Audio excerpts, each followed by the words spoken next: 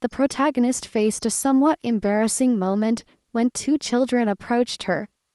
They were watching the maid's food with great curiosity, showing their eagerness to try a bite. The lady was visibly surprised by the unexpected appearance of two hungry children in front of her. The lady did not understand what had happened, because she was sure that she was doing nothing. She worked in a supermarket, replenishing ramen. Due to the large discount, many elderly people started disputes and struggles to get the product. The conflict was growing more and more, to the point that they started throwing away the merchandise. When she picked it up, the protagonist was sighing heavily, tired of all that and wishing to leave that job. But, because she suddenly began to lose her sight, the girl thought that she was suffering from a low blood pressure, but in an instant, her hands, which were holding the ramen package, were illuminated by a bright sunlight.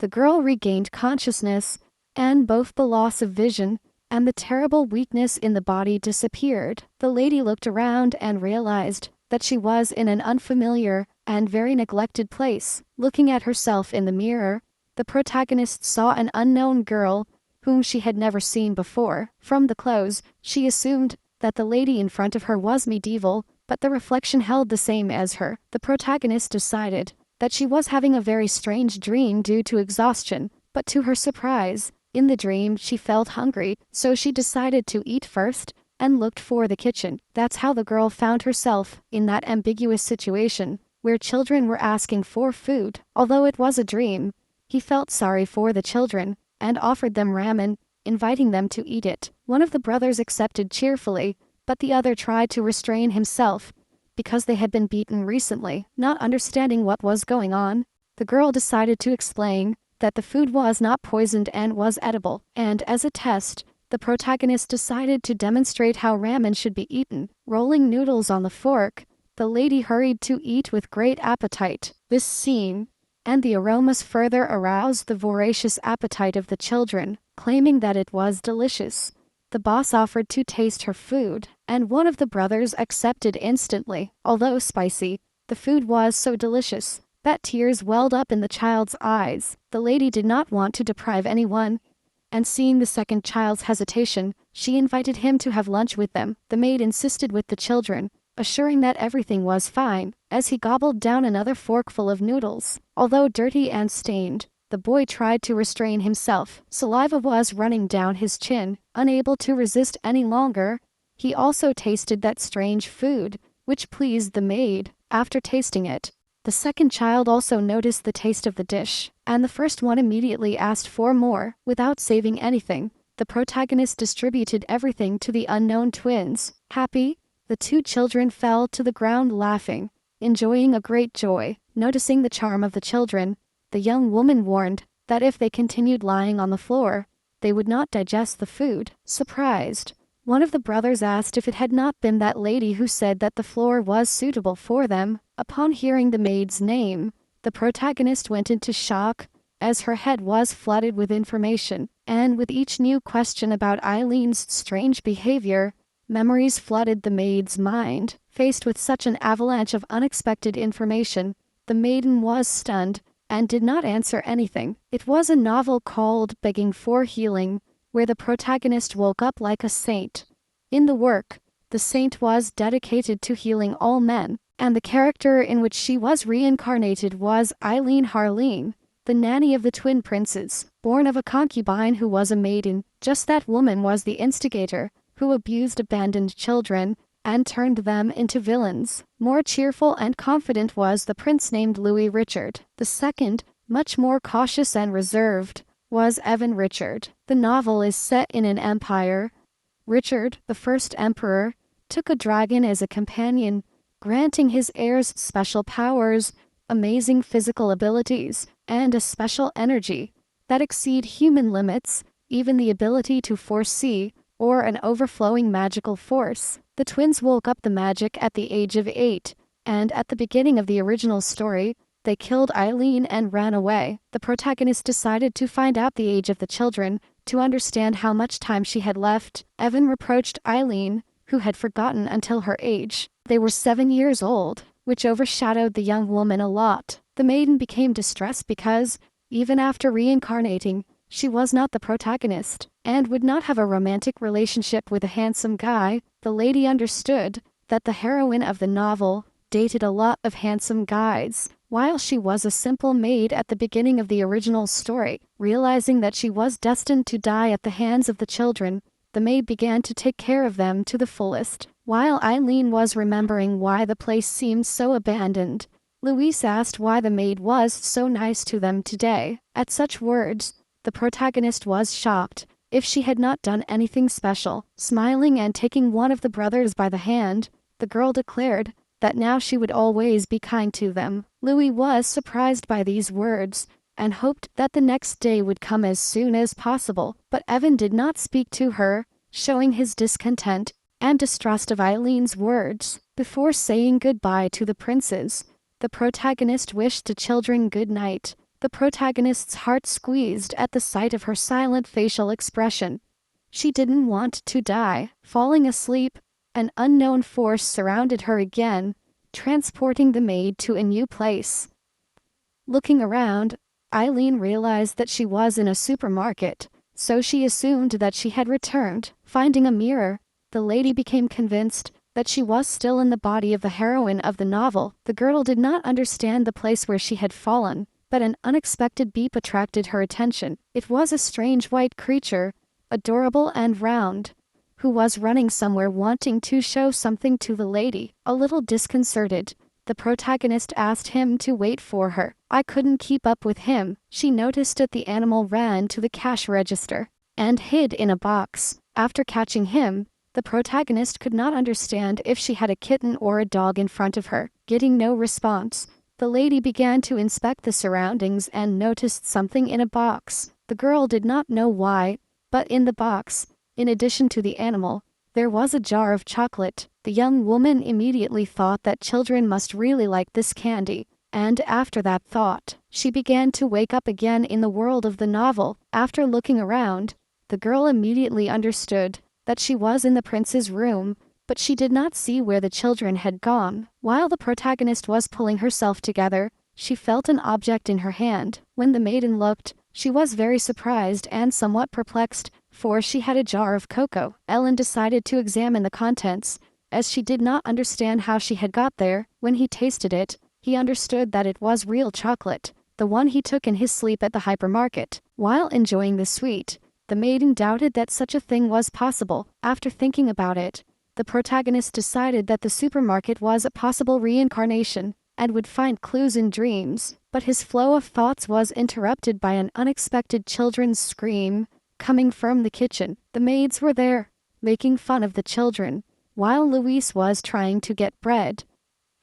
The ladies, enraged, mockingly asked that, if the children were hungry, why didn't they try that bread? Evan tried to stop Luis, but he didn't want to give up because he was hungry, insisting on abusing the children. One lady hinted that if one did not bend, the maids would deny them bread. The young woman stretched out her hands to Louis, but her brother struck the maiden's hand. Evan was furious about the mistreatment of his beloved brother. At this, both women became enraged and looked at the twins with contempt. Maddened and screaming at Evan, one of the maids pounced on the child, protecting his kind brother. The little one was already preparing to receive the blow, but suddenly, a can of cocoa flew towards the woman who was trying to hit the prince. Both ladies were stunned, not understanding who had dared to do that to them. Then Eileen, with a withering and imposing look, recognized her action with pride. The maids were greatly relieved to see their friend, for they were afraid it was an inspection. The ladies swore that they were only joking with the princes, but she did not trust, and asked the children, but Evan remembered Eileen saying she would never trust them. When she understood everything, the protagonist felt an uncontrollable rage, and slapped both maids. He then announced his immediate dismissal. The ladies were shocked, not understanding anything. Eileen reminded them that no matter how forgotten they were still part of royalty, and offending members of the royal family is treason. So, if they didn't want to lose their minds, they had to leave. The children were stunned, but Evan was still wary of the situation. Eileen knelt down before the princes and apologized for the rudeness of her subordinates. She knew that the children needed protectors, because if she left the palace, this would happen again. That's why the protagonist decided to transform herself into the nanny that the princes needed. So, if she as a protector makes them good people, they will have no chance to be villains. And then Eileen will not die at the hands of unloving children, and begged to have a chance for forgiveness. And after all, the protagonist could relax, meet a heartthrob, eat well, and live happily ever after. Meanwhile, at the Rubens Palace, a gloomy pagoda was hosting a banquet. The steward kept a faithful watch over his master, expecting to carry out any order at any second. The butler asked his master if he liked today's meal, but after eating only a small bite, he left the fork on the table and asked for beans to be brought to him. The subordinate wanted to object, but not daring to go against his master's will, he went to fulfill the order. The butler did not understand what was wrong with such an exquisite steak, but his master was sure that the taste of the beans did not compare to anything in this world. The next day, the king, without consulting anyone, decided to go somewhere. His assistant, worried about his highness,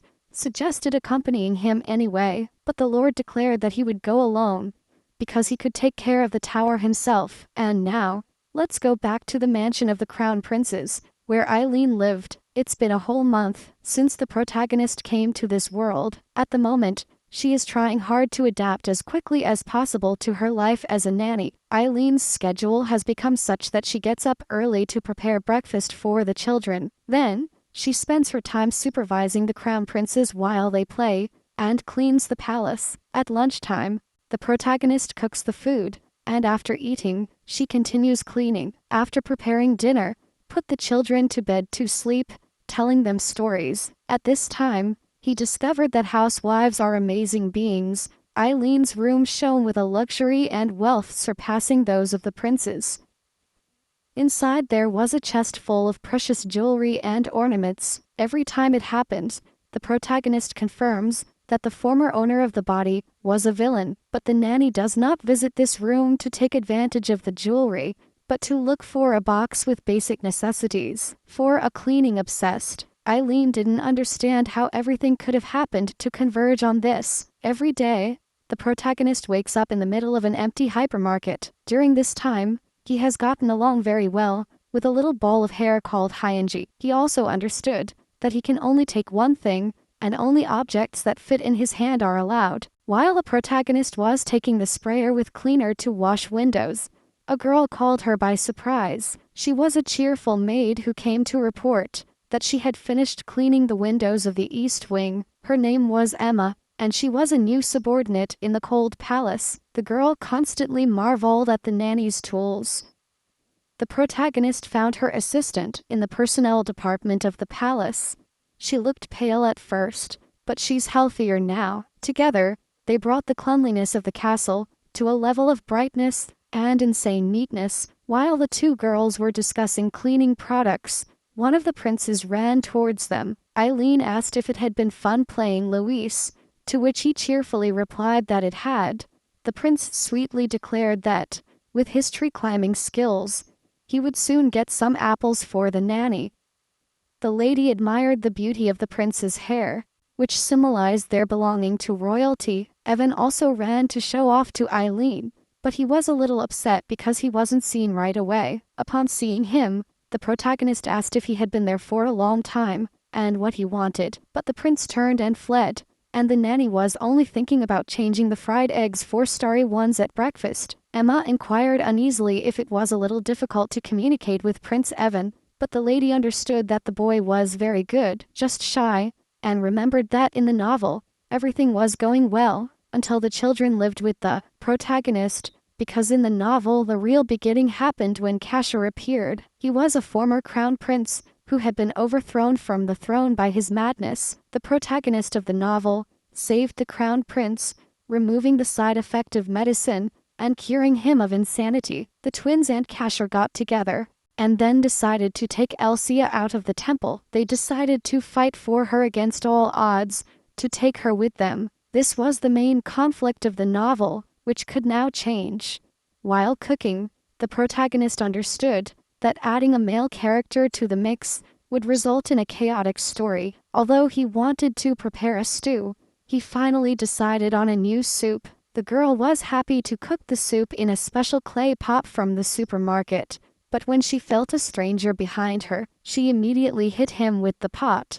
Eileen assumed it was a burglar who had snuck in through the back door. The lady was not expecting anyone because she got up early to eat, but the thief was emitting a strange light. Upon observing the man she had just knocked out, the maid was shocked. In front of her lay a blonde man with beautiful and refined facial features. Amazed by her appearance, the nanny could not believe it. "I have never seen such a work of art." Calming down, he realized that with such an appearance, this man could not be a stranger. Thinking about it, Eileen remembered that there are no blondes in the Richard Empire. Apart from the royal family, there is only one cocky hero of the novel who is blonde with red eyes, Duke Casher. When checking the color of her eyes, the protagonist was shocked because she could not believe it. It worried him, as in the original story, Casher was suffering from the mania disease that causes murder and destruction. The emperor does not know that it is a curse, so the duke was exiled to the battlefield. To suppress his madness, he ate a poisonous fruit called a bean. The lady was ashamed to hit the headache patient with a clay pot, but she also wondered why he was there. Not seeing that Casher got better, the protagonist thought that she was dying. And only now, the girl panicked about the lack of mercy she would receive for her act. Throwing the body into a supermarket cart, the lady rushed to get rid of it. Eileen was in a hurry. Casher was not to wake up, nor was the sun to fully ascend. Dragging the body up the mountain, the lady understood the attack that the duke would think. It was hard for him to drag his body, and the sun was rising relentlessly. The anguish consumed her. Ascending the mountain, the protagonist spotted a tall and luxurious tower. It was the tower with the royal emblem. Cashar's mother was locked up there. The emperor imprisoned his wife for giving birth to an insane son. Casher visited her every year, seeing how close they lived to the tower. Eileen understood the duke's sudden appearance, but absorbed in her thoughts, the guy woke up and knocked her to the ground, holding her and glaring at her furiously. Casher demanded to know who that person was. Trying to speak, the nanny could barely articulate a word. Gripped by terror, hoping for a miracle, the maid asked her if she remembered anything. Eileen confessed that she did not want to throw it away. He just thought he was a thief. He did not understand what the girl was saying, but touching her chin, he asked her to open her eyes. Terrified, the protagonist burst into tears, begging to be rescued. Looking at the young woman, Casher was finally able to understand what had happened. It angered him that the lady, after beating the thief, wanted to get rid of the body. The duke, clutching his head, said that there were 1,000 ways to eliminate evidence, but when he felt that the grip was loosening, Eileen took the opportunity to run away at full speed. Outraged by her escape attempt, Casher threatened to kill her if she kept running. But Eileen was not running away. She just knelt down, asking him to forgive her, because he had to save the princes. Upon hearing the protagonist, the duke intuited that the girl in front of him was a simple maid, confirming Cashar's suspicions. The young woman did not want to run away or worry about this anymore. Knowing that royal disputes bring problems, the girl trusted that she would still be alive, but the duke only smiled sarcastically and chose to talk to the masters of the maiden. He asked to be brought before them, but the request sounded lethal, and Sir Casher unsheathed his sword. The protagonist was terrified, but without an option, she guided the duke to the princes. When he entered the castle, the duke wanted to know what the girl had beaten him with. Embarrassed by the awkwardness, Eileen timidly pointed her finger at an earthen pot. He felt uncomfortable, and the young woman became very nervous, not knowing what to do now. He even thought that the duke had come to finish off Evan and Louise, and while the lady was trying to figure out how to hit Casher with the flower pot one more time, so that he would lose his memory, the door opened. The newly awakened princes entered and became interested in what was happening. Louise was curious about what unknown person had appeared in front of them. Thinking a little, the boy assumed that the guy was Eileen's lover, but not wanting to let go of the nanny she already loved, she threatened the stranger not to let her go. The other boy even suggested that maybe this man was a villain who wanted to kill them. Looking around, Luis saw the broken flower pot and grabbed a large fragment in his hands. The protagonist was afraid that the child would hurt his hand, but the prince just wanted to stop the villain. With every second, Eileen found the outcome of this situation more difficult and distressing, but even in spite of the bare leaf, Luis's courage did not waver. Eileen knew very well that if Casher wanted to, he could kill anyone without leaving a trace. Worried about the twins, the protagonist risked a desperate move, not knowing what would happen. Grasping the Duke by the hand, the maid declared that she was this man's bride. Out of fear, the nanny just squeezed her hand tighter and begged Casher to relax. Luis didn't believe much and asked the man if it was true. While Ivan silently tried to take the sharp object away from him, the girl apologized for her beloved, who visits her to see her. The lady wanted to dismiss the Duke immediately, but after the threat, she invited him in. Seating the three of them in the dining room, the protagonist hurried to prepare breakfast. Sitting at the table, everyone was anxiously waiting for what this girl would bring them. Watching them sitting at the same table, the protagonist felt like in a comedy. After asking Emma to set the table, the nanny hurried to prepare everything. Approaching her the lady begged not to leave the Duke and the princes alone, to which Casher replied that he heard perfectly and also wished them to hurry up to try the breakfast. Arriving at the kitchen, Eileen began to beat the fish, regretting that the man did not lose his memory. After doing this for a while, he began to understand why couples hit the fish during fights. Those waiting in the dining room kept a very tense silence, creating a gloomy atmosphere. Louise, waiting for breakfast, was impatient, but she noticed something unusual about the nanny's beloved. The prince, moved by curiosity, decided to find out what had happened in Kashar's head. Smiling, the Duke told that someone tried to knock him out and get rid of his body. Surprised, Louis assumed that Eileen had hit him. Clenching his hands tightly and smiling maliciously, the Duke nodded at the words of the young prince.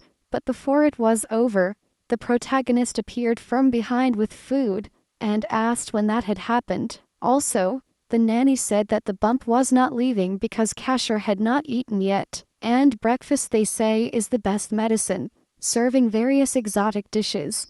The protagonist wished them a good meal. Louis was immediately happy about the new food, and Evan thanked for the food. The Duke was surprised, for he had neither known nor seen anything like it before. Eileen said those dishes were from her hometown, and they should be eaten fast while it was hot. The lady remembered that in the novel, there was a scene where Casher was eating seafood, so she assumed that he would like the fish. After the first spoonful, the Duke's eyes widened in amazement. The protagonist was very worried and didn't know if she liked the food. Hearing that it's not bad, the nanny was instantly perked up and wanted to know how not bad it was. Casher said it was not bad enough to ease his headache,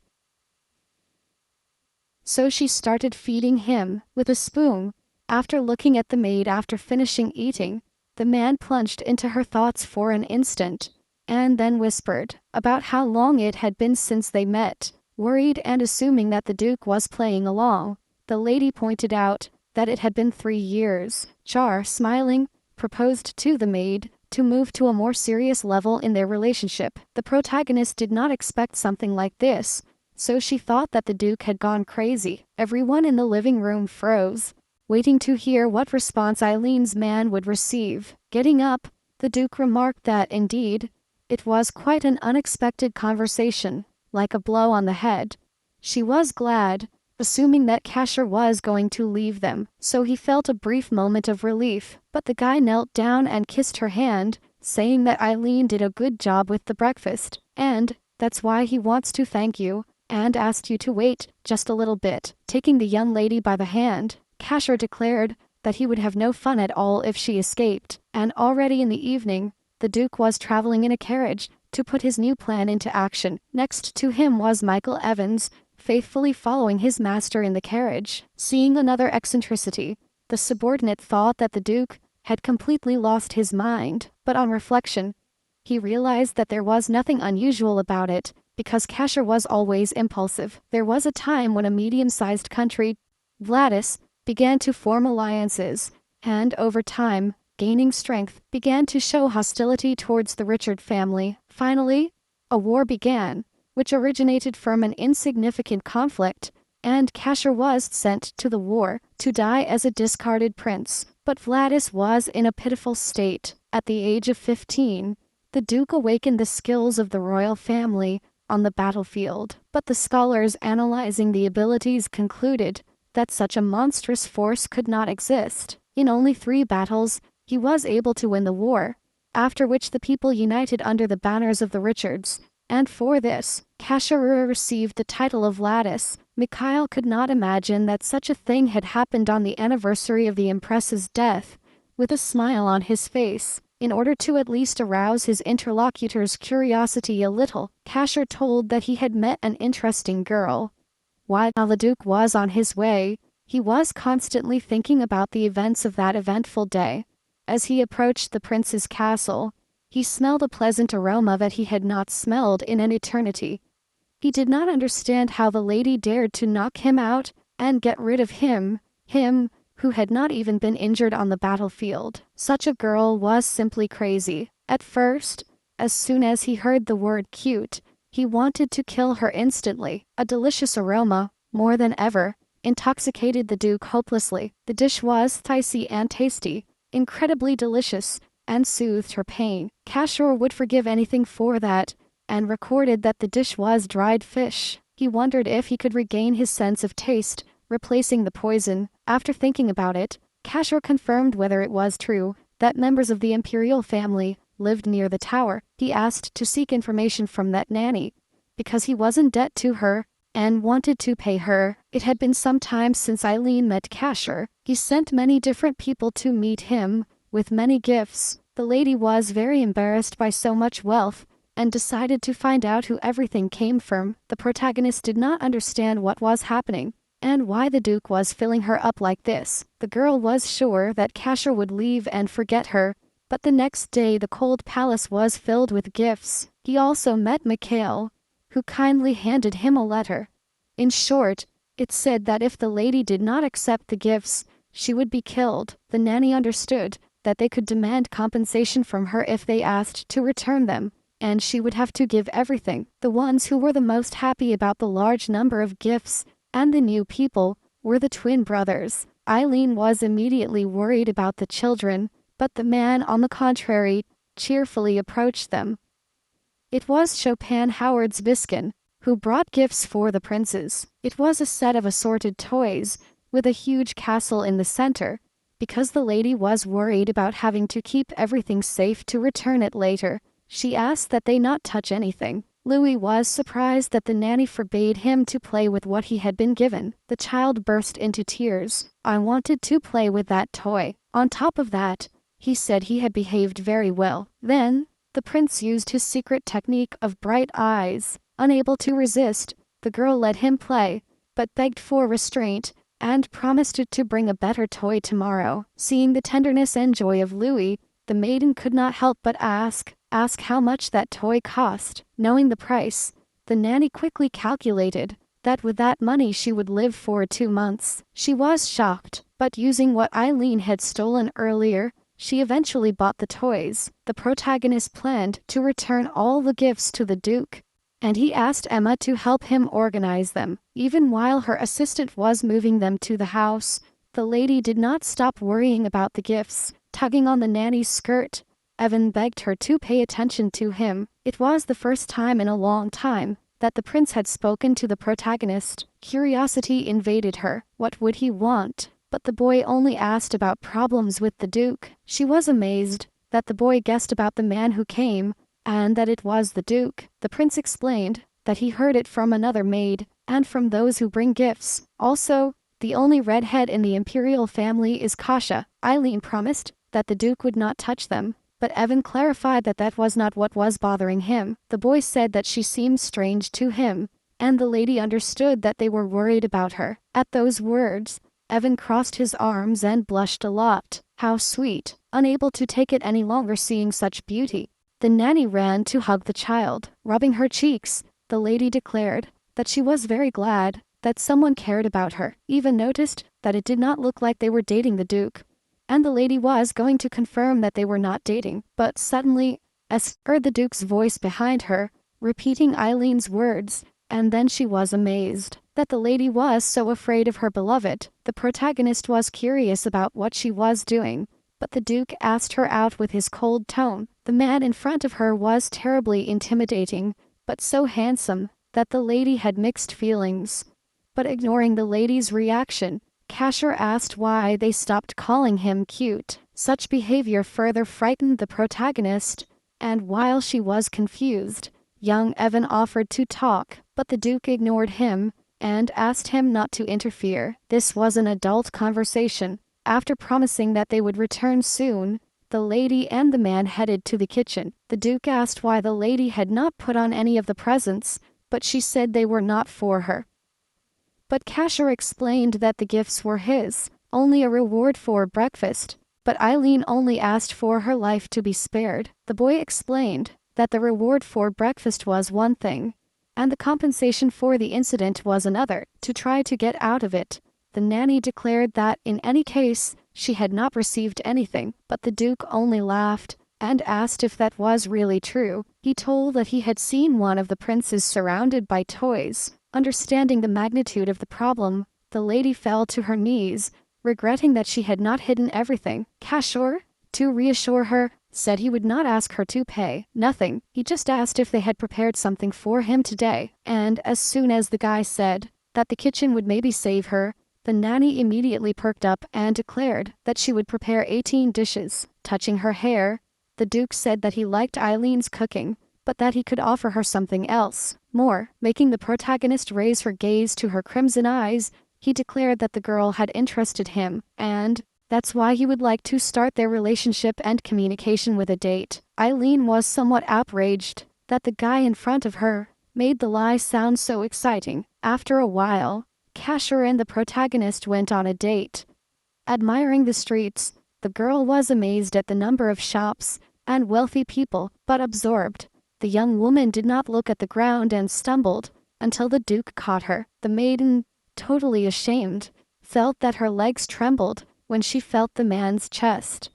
Casher proposed to take her by the hand for safety, but the lady was worried that people would watch them. The young man took her hand and reassured her that there was nothing to be ashamed of. They just started walking together. They heard poisonous gossip from the aristocrats. The rumor that Vladis had a lover spread like wildfire. A scandal. The protagonist felt terribly uncomfortable because of such gossip that echoed everywhere. Some ladies even began to despise her for stealing from him, his most eligible bachelor. To escape the stares, the nanny invented that her throat was terribly dry. Why did they rush to the Golden Eden bar, where a young man received them? Eileen immediately demanded the most secluded place, ideally with curtains, and safe from prying eyes. Although the waiter was uncomfortable, he decided to please his client and guided them to the requested table. When looking at the cafe, the protagonist noticed that the establishment was identical to a room cafe. The lady understands that, having entered such a place, they are obliged to order something. While the Duke ordered all the popular dishes, the lady was outraged by the local prices. After serving, the waiter hurried to leave them, creating a tense atmosphere of silence. The young woman did not know if her head was spinning because of the fear of dying, or because of the beauty of her companion, but she felt terribly uncomfortable. Seeing the protagonist moving nervously, the Duke asked her not to worry. "I don't bite." Those words reassured the maiden, but Casher corrected. "I still do not bite." He repeated that Eileen only interested him. That's why he sent her gifts and asked her out. The girl assumed that they had become interested in her because she was of low birth, but their conversation was interrupted by bringing them all the dishes they had ordered. The lady was amazed at the variety of desserts, but then she was sad when I brought her water. The Duke offered her to try his dishes, which she immediately refused because she did not have so much money. Laughing, the man declared to stop the jokes and just eat, because he invited. Such words touched and embarrassed the protagonist, making her heart beat faster.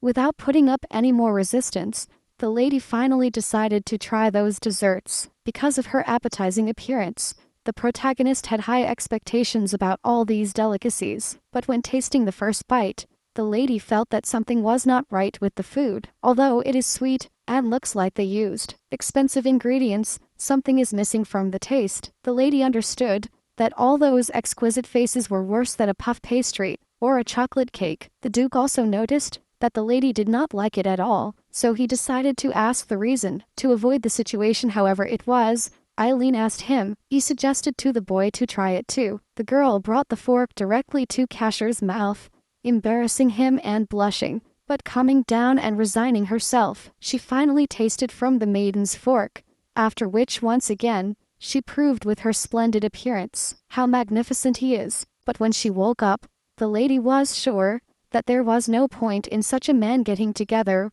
with a simple one like her. So, putting down the fork, he asked directly, since he doesn't really like it. Such a response clearly surprised Cashier, who thought that he had already replied to that question, but the Duke only smiled, understanding that the lady is not deceived by simple kindness, and that made her like him even more. He even doubted his performance, because he had tried his best to give his best. Cashier sighed, and revealed that he needs nothing but his beloved, since the Empress insists on their marriage. The Duke told that the Empress longs to find a woman who fits her demanding tastes.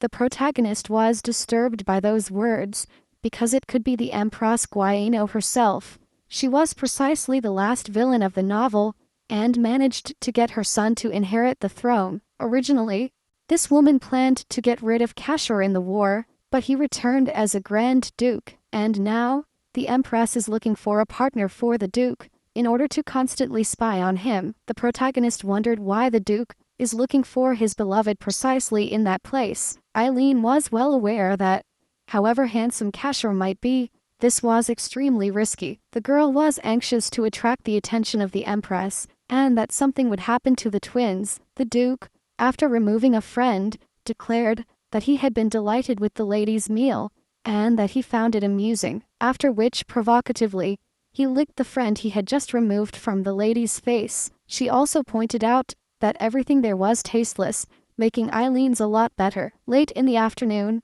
the protagonist went back to her cold palace. The lady did not understand why she had been so silent, to end up saying that she was now Cashier's beloved. Eileen was irritated by not being able to get the handsome Duke out of her head. Returning to the cold castle, the lady noticed that there were a lot of girls at the entrance. From Emma's face, you could see that she was perplexed and didn't know what to do. Approaching, the protagonist asked who were those people gathered in the castle. One of the ladies, apparently of higher status, expressed her desire to see the princes, and Eileen told her that she could talk to her. The aristocrat smiled disdainfully and held out a letter. He then revealed the reason for his visit. Lady Lehman invites the princes to a dinner at Alchemy.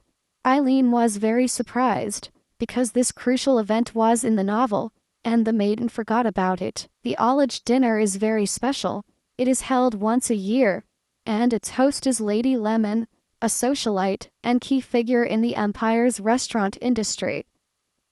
Each family provides drinks and special delicacies, made with secret recipes. In the original novel, the twins were invited to dinner, but a drunken aristocrat wounds Evan with a decorative knife. It was an accident, yes, but made to impress Empress Guayano, who despises all royals except the crown prince. The lady deliberately invited the princes to dinner and covered up the paragraph, like a fight between the twins.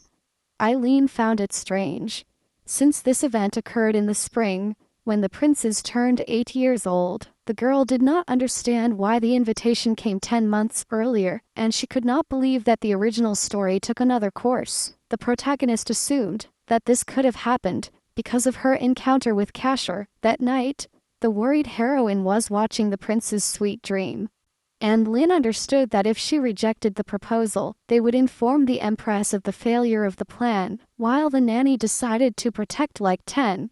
Placed to the helpless Louis and Evan, a new report reached the Duke. In it was all the information found about the protagonist, which Cashier's servants were able to get. The report said that Eileen came to the palace at the age of 12, and became a servant with a strong ambition of power. But despite that, the girl strives to maintain the dignity of the imperial family. That's why the princes follow her. The servant was very nervous, because he knew that his master's reaction could be absolutely unpredictable. The butler declared that no matter how much he thought about Eileen, she aroused a lot of suspicions in him. Casher smiled and said that that girl has no idea how it affects her illness. The Duke claimed that if he eats his kitchen, he will be able to endure a month without the fruits to Luby. But the servant did not understand why he did not hire the protagonist as a cook instead of making her his beloved. Casher explained that this nanny's culinary skills are enough to make her his beloved, as this girl's food brings back memories of her distant childhood from when her own mother, she was cooking for her only son. Empress Viviana was considered a mad woman for the people when she was alive. She didn't say that she loved Casher and cooked strange food on his birthday, like a green soup. After those words of pity, Viviana did not visit him anymore and claimed that she had never given birth to a child. It was precisely Eileen Harlan who reminded the Duke of his mother's strange kitchen. The boy knew that the lady could cure him, but instead of demanding anything, Casher just watched as she tried to walk away. This bothered him a lot, so he declared that he would catch Eileen before she could even react. The protagonist was leaving the administrative building of the palace, overflowing with joy. Today was the long-awaited payday. The lady wished that every day would be this happy. While other servants were whispering behind her back, the lady was thinking about how great it would be to prepare steaks for the princes. But abusing his ear, he heard that a lady was planning to meet with Duke Casher. Hearing this, Eileen wondered if it would not be that very day when she had agreed to give her an answer. The babysitter realized that this guy had invited two girls on the same day. This made her extremely angry, and prey to the protagonist crumpled the envelope. He decided to take revenge on that cheeky guy in such a way that he didn't even dare to think about escaping. A few days have passed, and Diana Enders appeared in the rose garden to meet with the Duke. The lady stated that she was very upset because the guy was very busy, but happy to see him. Casher remembered that the Viscount of Enders was a faithful assistant of the Empress, and that's why he wanted to throw her out. But his speech was unexpectedly interrupted by the scream of the girl, who called him cute. It turns out that a new girl entered this rose garden, one that they clearly weren't expecting. The main protagonist, with tears in her eyes and screaming that Casher betrayed the lady, was approaching him, after which she ran and hid in his chest, which left the Duke very puzzled. Everyone watching this scene around him was in a state of shock. Eileen, raising her gaze to him, asked if their 3-year romance would end right there, and also clarified whether all the tender words she whispered to him were a lie. When he saw the protagonist, the guy noticed her gifts and asked her to calm down, for the Viscondessa only talked to him. Casher asked how to prove his truth, and then gently touched Eileen's face, saying that she was unique. People were shocked at such a scene, and Lady Jane felt indisposed. The Duke took off his cloak and put it on the girl, promising to be with her until she calmed down. That's why she begged him to forget that girl, the one who looks like a pumpkin. Hearing those words, and looking into the boy's eyes, the protagonist began to blush. Because of Casher's illness, he was dethroned. To calm his madness, the Emperor made a pact with him. It will disappear when the Duke's madness ceases. This contract is like a dog leash. Soon after, the protagonist and the boy left for the previously agreed place. The Duke praised the lady's appearance, for he was really very surprised. With her arms crossed, the protagonist declared, somewhat regretfully, that it was all Emma's merit. After a few jokes, Casher decided to find out if Eileen would agree to be his beloved, even if she was a false fiancée. The lady accepted, but on one condition only. She felt uncomfortable, but still asked him to become the guardian of Louis and Evan, the guardianship system, where a powerful family or the imperial one takes in an orphaned child until his coming of age. Eileen clearly understood that she could not raise the children alone. They needed power and protection, precisely what the Duke had, and that's why the lady understood that she would hardly have another chance. Casher immediately understood that she was seeking to protect them from the Empress, and that's why he accepted. But in return, he made it a condition that the protagonist cook personally for him. The lady felt very uncomfortable and wanted to know until when she would be obliged to do so. The Duke declared that this would last until he changed his mind himself. The girl understood that she could start cooking horrible food at any moment, causing the guy to reject her. Weighing everything up, Eileen completely agreed and asked that they sign a contract. After the bell rang, the butler immediately appeared and Casher ordered to draw up a notarized contract. In just a couple of minutes, the servant provided them with the necessary documents. It was also written there that, when they needed to separate, they would say goodbye quietly. The condition for the separation was that one of them should find his true love. When the Duke heard this, he fell silent and began to think about something for a long time. Eileen wanted to prevent Casher from falling in love with the protagonist of this novel, to protect the princes, because in the original novel, Elsia and the hero Michael end up together. The Duke unleashes a brutal war that devastates the entire continent. If everything goes on like this, Eileen does not even dare to imagine what will happen to the princes. Seeing that Casher was not in a hurry to speak, the lady asked him if he wanted to add conditions, but instead of that, the Duke, with a languid sigh, signed the contract and swore to keep it. When they had finished, they hurried out, for each had important business to attend to. Extending her hand, the lady said that she hoped they would work well together in the future, but instead of the expected handshake, the Duke unexpectedly took her hand and kissed it. At such an act, Eileen felt very embarrassed, and all passers-by noticed them. Then, approaching, Casher declared his request that the lady take care of him. That same night, a maid in the Empress's castle was begging for mercy, but Guano didn't care. He was only annoyed that the maid howled like an animal from the blows. While he kept beating the maid, the Empress was furious that Casher dared to tease her like that, because shortly before the Emperor had rebuked her for imposing his wife on the Duke. He also told her that the Empress sent him new girls when he already had a beloved, and that's why the Emperor wanted to know why his wife dared to act in such a way. In the palace, a lot of talk began about the Duke's beloved, for which the Empress was ridiculed. The nanny who took care of the princes was compared to an angel. The Empress would not forget Eileen Harlan, the one who dealt such a blow to her pride. Calmer now, Guaino began to think about the reasons why Casher had made out with the maid. That's why, drinking wine and looking out the window, she remembered the previous Empress, Vivian. Madame vividly remembered how the Emperor sincerely loved Cashar's beautiful mother, but that only lasted until Vivian completely lost her mind. Noticing a golden opportunity, Vino decided to take advantage of it and execute his plan. He tried to murder Casher and blame Vivian, but the spell went wrong, and the boy went crazy. Although the dismissal of the Duke as Crown Prince reassured her, she still felt uneasiness. Madame did not understand how she managed not to lose her sanity completely, and suspected that the maid was hiding something. Baino also recalled that the Marquis de Barros had invited the abandoned princes to a party in Ologe. This made the Empress hatch a new plan, and joyfully broke a glass, anticipating her revenge. The maids were worried about Her Highness, who might hurt herself with the fragments of the cup, but she did not pay attention. She only asked for a pen and paper,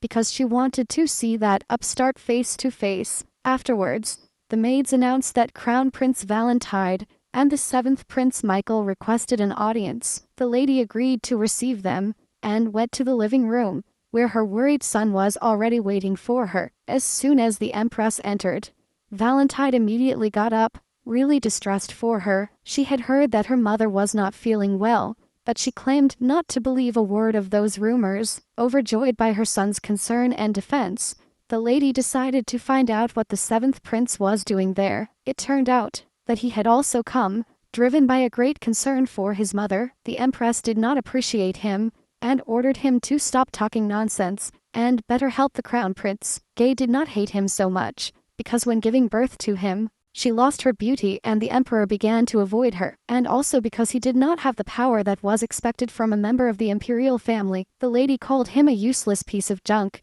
and went to have tea with her eldest son. Valentin looked at his younger brother with a sneer, exhibiting his superiority. A whole week has passed since those hot events that the high society commented on. Emma didn't understand what the nanny was doing, looking out the window. That strange device, the protagonist explained that she was just waiting for something.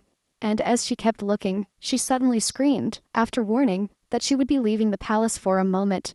Eileen ran towards the Duke's carriage. The lady happily greeted Casher and declared that she missed him, but her gaze was riveted on the document in her hands. The maiden tried to snatch it from him several times, but did not succeed, which angered the lady, who made a false step and fell on the Duke. The protagonist felt embarrassed that she ended up right on Cashar's chest, hugging Eileen. The boy said that, if she wanted a hug, she just had to ask for it. The girl still couldn't get used to dealing with such a handsome man, and decided to just enjoy the moment. Before passers-by started paying attention to them, the lady wanted to stop because of embarrassment, but the Duke, waving the document, said that there was no point in being embarrassed, since they are now a couple. After noticing that hunting is more biting in person than in the novel, the lady would take out the document in advance. In that document, it was stated that the Duke undertook to be the tutor of Louis Richard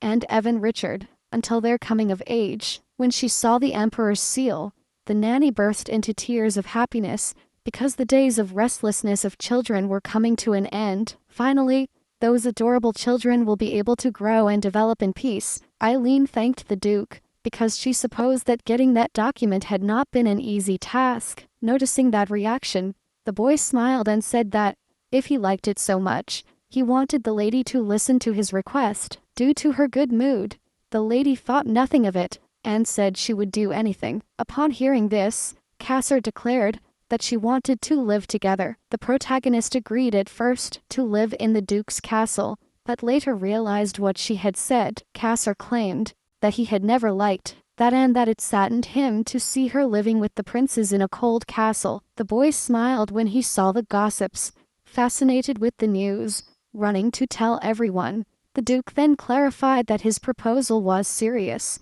The safety of the princes was at stake. The protagonist agreed to talk to the princes. As long as Casher went to the party in a lodge, the girl knew that she could use her beloved as an excuse and refuse the offer. But that would make it extremely difficult for princes to enter high society before they came of age. And it was there, in front of everyone, that he announced that Casher was the guardian of the children. The guy interpreted it as an invitation to a date and suddenly approached Eileen. Coming close to her lips, he gently reached her ears and whispered that he would try to make time, but for such a favor, the protagonist would have to pay the Duke. Between the bewilderment and the idea that she was going to be kissed, the lady blushed and pushed her partner away. Casher asked if the maid had never kissed, to which she started gesticulating and swearing that she had done it loads of times. After laughing at the adorable protagonist, the boy said that he would look forward to it and climbed into the carriage. At night, the nanny was walking through the halls when an elated Luis ran up to her. Jumping into his arms, the boy boasted that he had already washed up and was now a whole adult. Sitting on her lap, the maiden asked if the prince did not regret going to the party in another castle.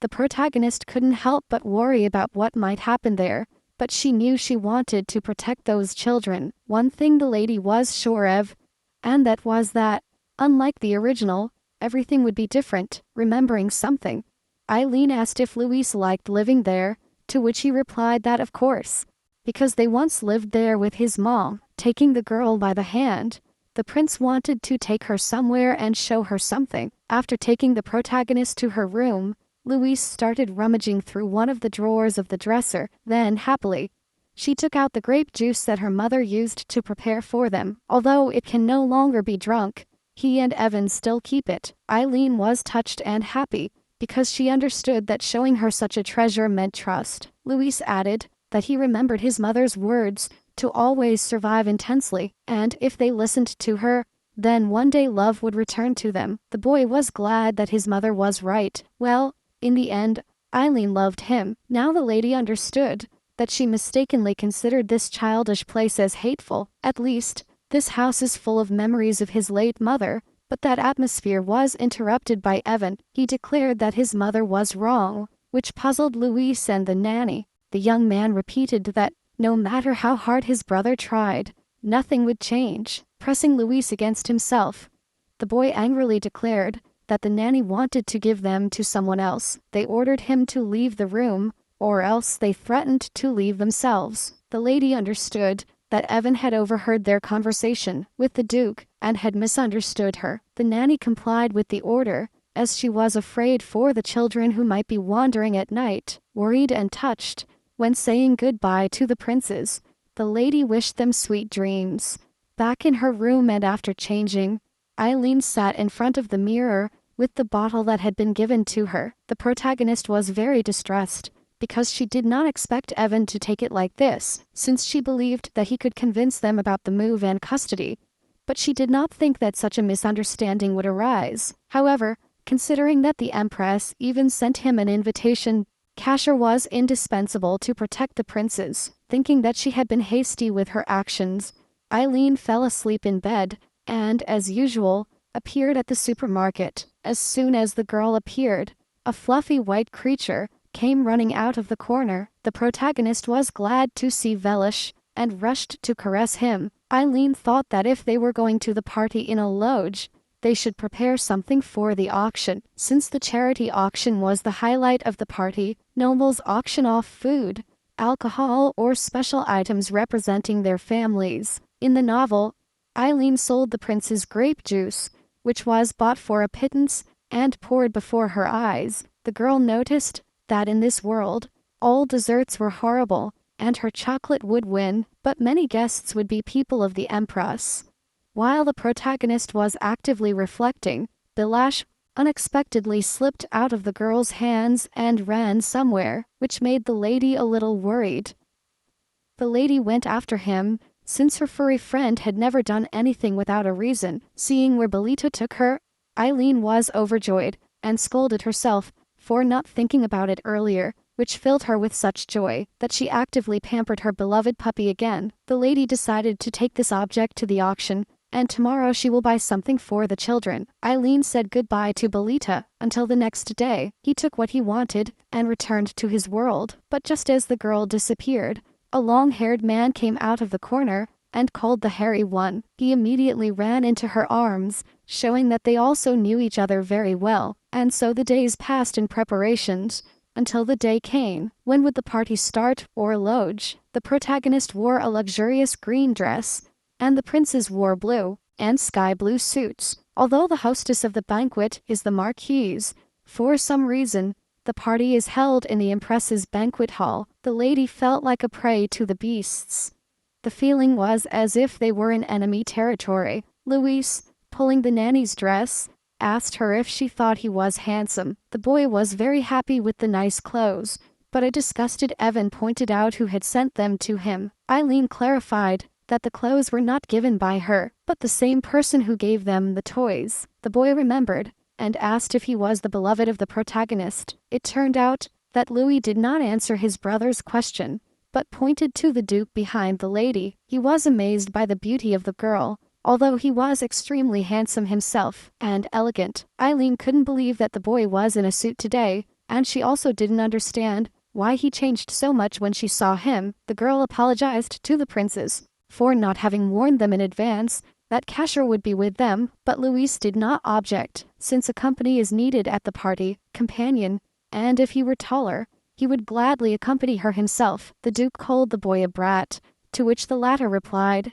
that he was almost a teenager already, and after he becomes an adult, he will marry Eileen. Because the man was in this matter, he declared that marriage is between lovers, not between a nanny and her ward. Luis did not flinch, and said that there is nothing wrong with that, because adults say that dating does not mean getting married. Taking the child gently by the cheeks, Casher said the boy says swear words about fake love, but that only concerns her to him, her, not too sincere love. After that, he turned his attention to the protagonist, and asked if she was right in saying that those who sincerely love stay until the end. The lady hesitated, which caused her to see the Duke's murderous look, so she had to agree.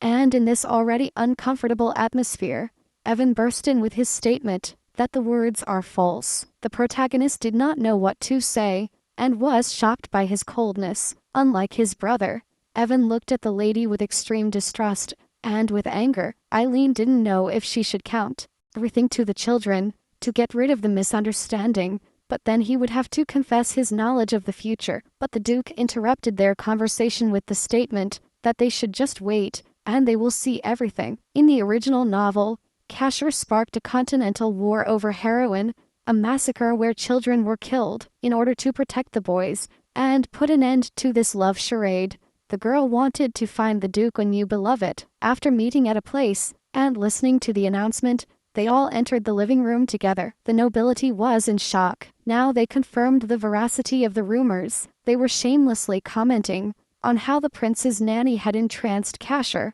and the prince's luck. The protagonist was feeling terrible and wanted to cover the children's ears, but her thoughts were interrupted by a guy with an unexpected proposal to kill them, pointing to a hippopotamus-like lady and also a woman, which resembled a goose. Then he added that they could also kill that pig and the goat that were next to them, because the animals that dared to talk like that about their beloved would pay dearly. And while the protagonist was convincing the Duke not to make a useless killing, she felt herself being pulled by the dress. It was Luis who was asking for permission to play with his brother. It turns out that there were a lot of children at the party who had come with their parents. The girl understood that the twins needed friends of their age, and that's why she asked him to get the preparation. The children did not understand what kind of boxes the nanny had given them, and that they contained something wrapped. The protagonist explained that there were treats in front of them, and proposed to share them with the other children. The little ones were a little embarrassed by such attention, and Luis declared that he would do so. In addition, Eileen asked them to let her know immediately if anyone dared to offend them. Seeing that Evan was constantly looking back and trying to stop, the lady decided that they wanted to talk to her, but his thoughts were interrupted by the announcement of the arrival of the Empress Guaino. That woman was wearing a purple dress and was looking menacingly into the living room. As soon as the Empress came down the stairs, another lady rushed towards her. Bowing down, he declared that it was a great honor to celebrate the Oloyu party again at the Imperial Hall. Guaino replied to the Marquis to Barrows, who had been anxiously waiting for this day, and also decided to tell her something. So she began to get closer. After whispering on the faces of both ladies, intriguing expressions were visible at a glance. Eileen immediately felt that they were laughing and also looking at her. After that, as if nothing had happened, the Marquis hurried over to Eileen. The lady laughed and said that she was grateful for the arrival of the protagonist, for now he was the main topic of conversation. And he also asked what Vladis was doing there. Seeing the discomfort of the young woman, the Duke hugged her and said that he could not send his fragile beloved alone to such a dangerous place, so he bought the man an invitation to humiliate the maid. The Marquis inquired if she had brought the object for the auction, but the lady was not intimidated and pointed to the place where her gift had been delivered for the event. It was quite large and covered with a cloth, which provoked the madame's uneasiness. The girl understood that they wanted to embarrass her, but they would not succeed, so she rushed to show it. It turned out that, under the white tablecloth, there were bottles with a very special drink. Everyone's attention was focused on this oddity, since no one could figure out what it was. Taking a bottle in her hands, Eileen explained that it was a traditional alcohol from a country surrounded by the sea on three sides, Macaulay. He also said that it was prepared with fermented grain, which caused the guests to actively start whispering. Some, discontented, began to doubt whether it was really alcohol, and even thought that Eileen had brought a cheap drink to the auction. The Marquis scoffed, saying that in a place of noble products, there was no room for something untried, but the prota didn't mind,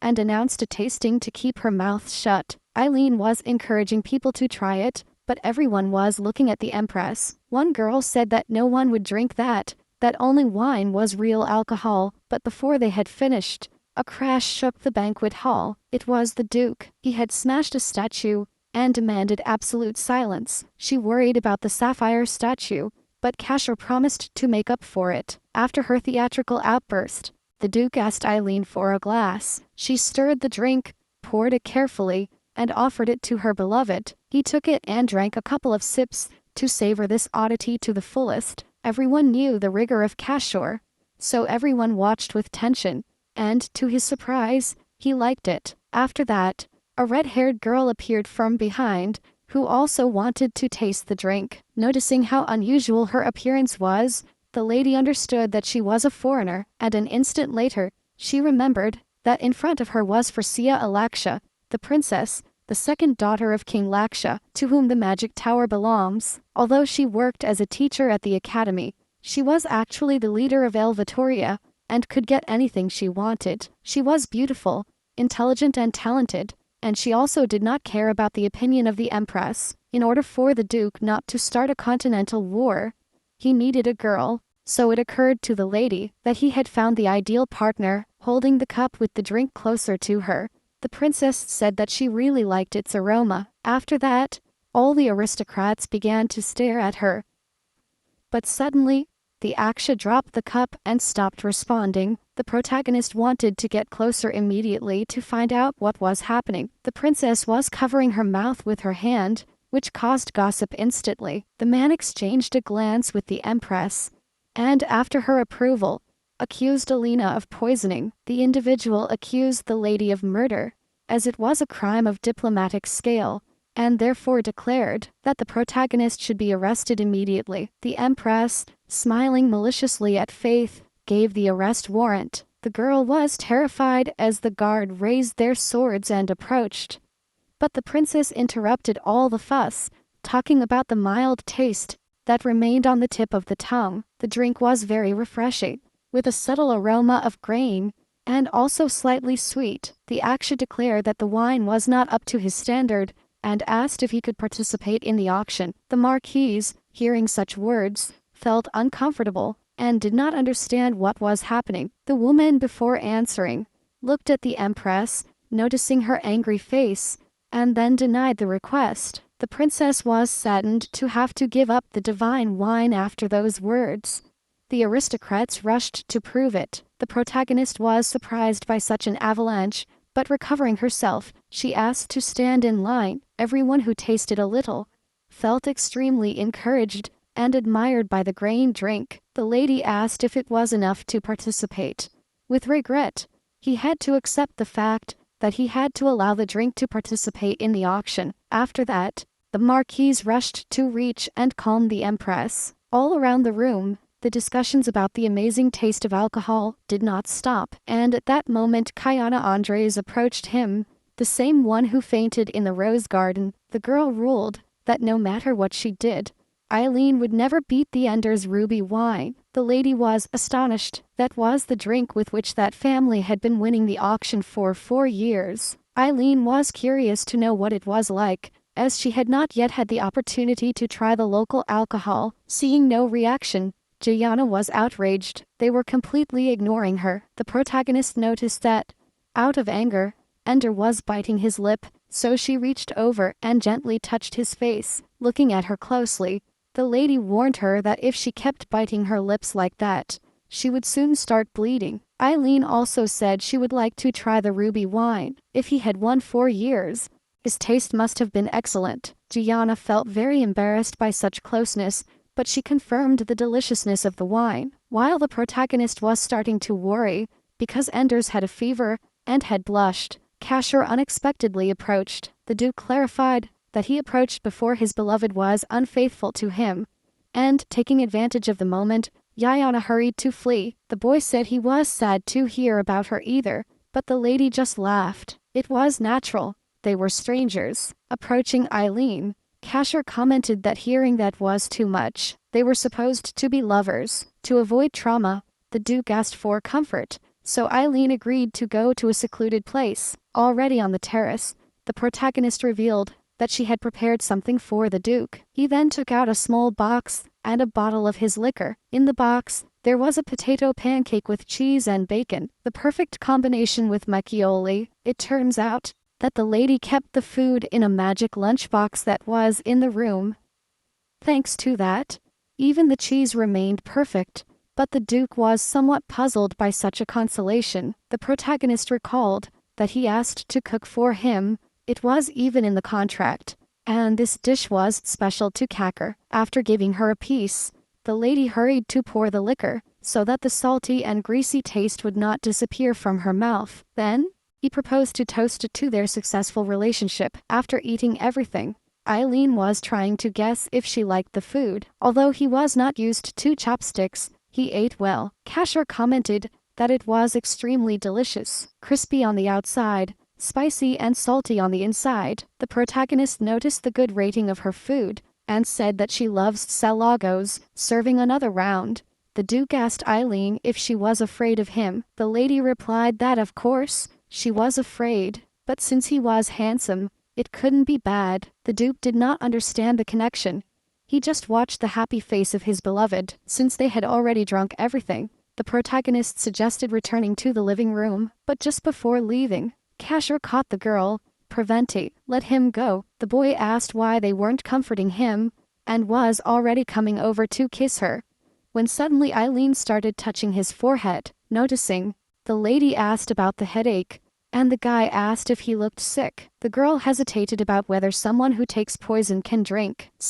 But being unable to tell, he talked about the commonness of the headache. He was simply worried that it would hurt, and in the novel only Elsia could cure him. In any case, Casher will have to meet his savior at least once, and besides, the lady wondered if there would be other ways to help the boy. His awkward silence was interrupted by Sir Mikhail, asking the Duke to come out for a moment. The Duke's entourage looked at the protagonist with suspicion and confusion. Looking at his face, it seemed to the girl that the man's countenance had darkened. Eileen decided to go and check on the children when Emma rushed over. From his worried appearance, it was obvious that something had happened in his absence. It turns out that the heir of the Pilton family and the princes came into conflict. The foot of an unknown child was on the gift given by the princes. He claimed that the princes did not have a father because they lived alone in a cold palace, and their guardian is the Duke. The protagonist rushed to get to the children as quickly as possible, but came across a scene where Evan was brutally beating the boy. Eileen was trying to calm him down somehow, while the heir Pilton threatened to tell everything to his father. At one point, the mother of the beaten Giovanni also noticed the scene. They immediately began to accuse Eileen of having taught children to fight. The girl declared that the heir Pilton had insulted his princes, which provoked a huge anger in the nanny. But for them, that was no reason to beat their son. The Empress saw a great opportunity and declared that the little princes were not to blame. Thereupon, with a malicious smile, he asked the Marquise her opinion on the matter. The protagonist immediately became alert, feeling that a great danger was coming. Madame said that the twins are very young, and the fault lies with the one who is closest to them. Eileen knew that everything was a plan, but without giving up, she said that Louise and Evan are also royalty. It is to offend the imperial family. Frightened, Giovanni's father declared that it was just an unimportant childish quarrel. The Empress sarcastically defended the Count's son, moreover, accused Evan of trying to beat him. The people of Pilton instantly perked up, feeling protected, and demanded. Guiana said that although Duke Lattice is her guardian, much of the blame lies with her nanny. Terrified and crying, the children hid behind the only person trying to protect them. The Empress admitted that she was partly to blame for leaving the upbringing of princes, just the babysitter. The Marquis supported Her Highness and sentenced that the person in charge of education should receive 30 lashes. After these words, a gentleman appeared in the living room with a smile and a whip, clearly expecting this. Eileen was overcome by anguish and fear, but she could not leave the situation. The children depended on her. The boys became so distressed and scared that sweat began to run down their small bodies, but the protagonist was not daunted and rushed to order Emma to take the princes away. The woman hesitated, prompting the nanny to raise her voice and order her to comply with the order immediately. Because she was the Duke's beloved, she was allowed not to take off her dress and prepared herself on the table, anticipating the pain. Eileen wanted to run away from there at that moment, but she couldn't. All the blame would fall on the twins. At that moment she remembered the contract with Cashore, where it was not specified that he would protect her, but they shared the potato pancake with Megoli. That's why she begged him to appear, and, just as the knight brandished the whip, a red energy severed his hand. Instead of receiving the blow, the warrior's scream was heard, and the blow of his hand as he fell. The Duke, approaching his beloved, said that he did not expect to see blood in the Empress's palace. Then, with a threatening voice, he asked his fiancée to come to him. Happy about this, the protagonist ran to hug her beloved in tears. The Empress, recovering from the shock, was outraged by such behavior in her palace. While Eileen hugged him, Casher stated that he punished the insect that tried to harm his future sister-in-law and does not understand what the problem is. The Empress tried to point out the nanny's mistake, but the Duke said that the punishment was not aimed at her, and at that moment with the phrase, "What fuss is this?" Dionysus Shurahan Richard entered. All the guests rushed to greet his majesty, and the girl understood that he was the father of Casher and the princes. Nervous, the Empress approached her husband and told him that it was a great honor for the emperor to attend the Ologe party, but Dionysus did not answer him anything. He just repeated his question about what was happening there. The Empress told that the little princes were participating in a party for the first time, and a small conflict had arisen.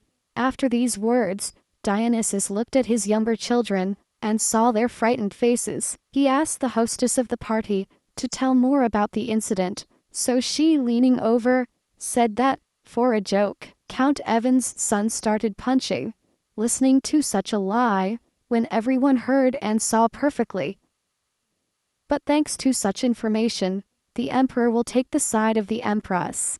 The girl, out of helplessness, tightly squeezed her hands, because she understood that even if she told the truth, it would sound like a lie. Casher was very upset, so he thought about just killing them all, but suddenly a man said that his wife was lying. It was the very drunk Marquis Gerard, who was strutting around the living room. The lady was instantly frightened and worried, claiming that he was talking nonsense. Seeing the man drinking macchioli and acting so carelessly, Eileen branded him crazy. The protagonist heard that, while they were on the terrace, the secret auction had ended, and the Marquis won it. The court was shocked to see the final valuations of the bids of the auction, because the first place was occupied by Evan Richard and Louis Richard, with the Mokjoli product, at a price of 4,90 gold. The lady was furious and called her husband a monster of a mind. The Marquis revealed that his wife promised him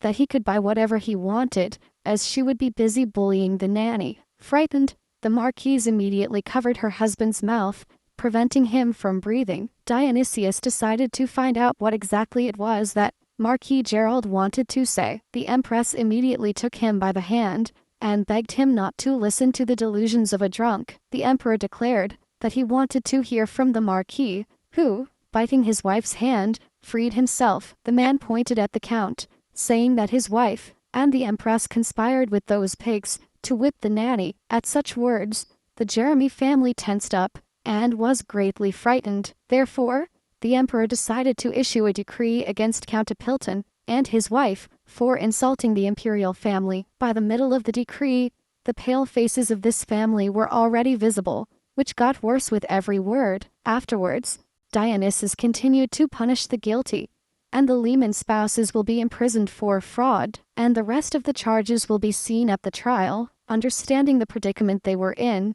the Marquise begged the Empress in tears and said, "Doesn't Belina know that all this is a great evil?" But Her Highness pretended to have no idea that her friend would act like this. The protagonist could not even understand why everything happened like this when Casher proposed to them to leave there. After this, Eileen rushed to hug the princes and said, "Let's get out of here as soon as possible." And in the blink of an eye, everyone got into the carriage and started on the way back. Only by walking away from the castle, the young woman was able to calm down and analyze the situation clearly. The nanny asked if Luis was okay, to which he immediately nodded, grateful for her protection. The girl wanted to know about Evan, but he didn't even deign to turn his head. Luis asked if it was true that his brother had become his guardian. Eileen realized her mistake for not having said it before, but she nodded and confessed that she had asked for such a favor herself. The protagonist admitted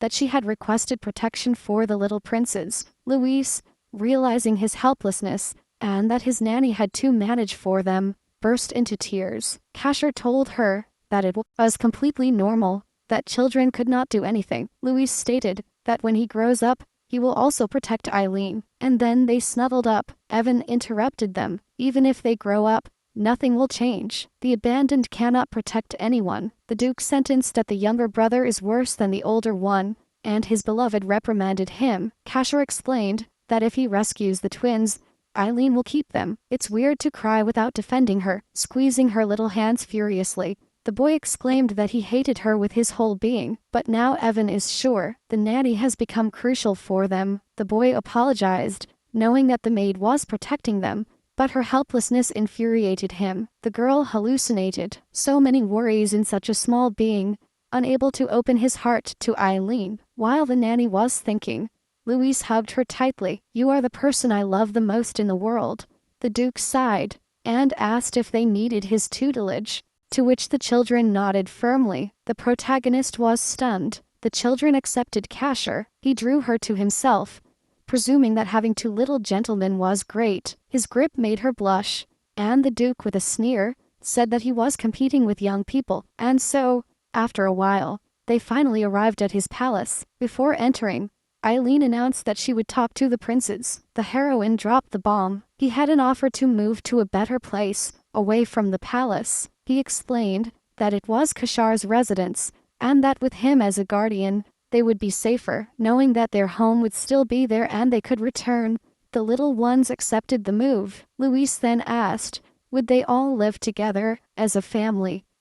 Confirming that yes, they could be, the prince stated, Eileen is mom, and Casher is dad, while the girl explained that that was impossible, since the Duke was like an older brother.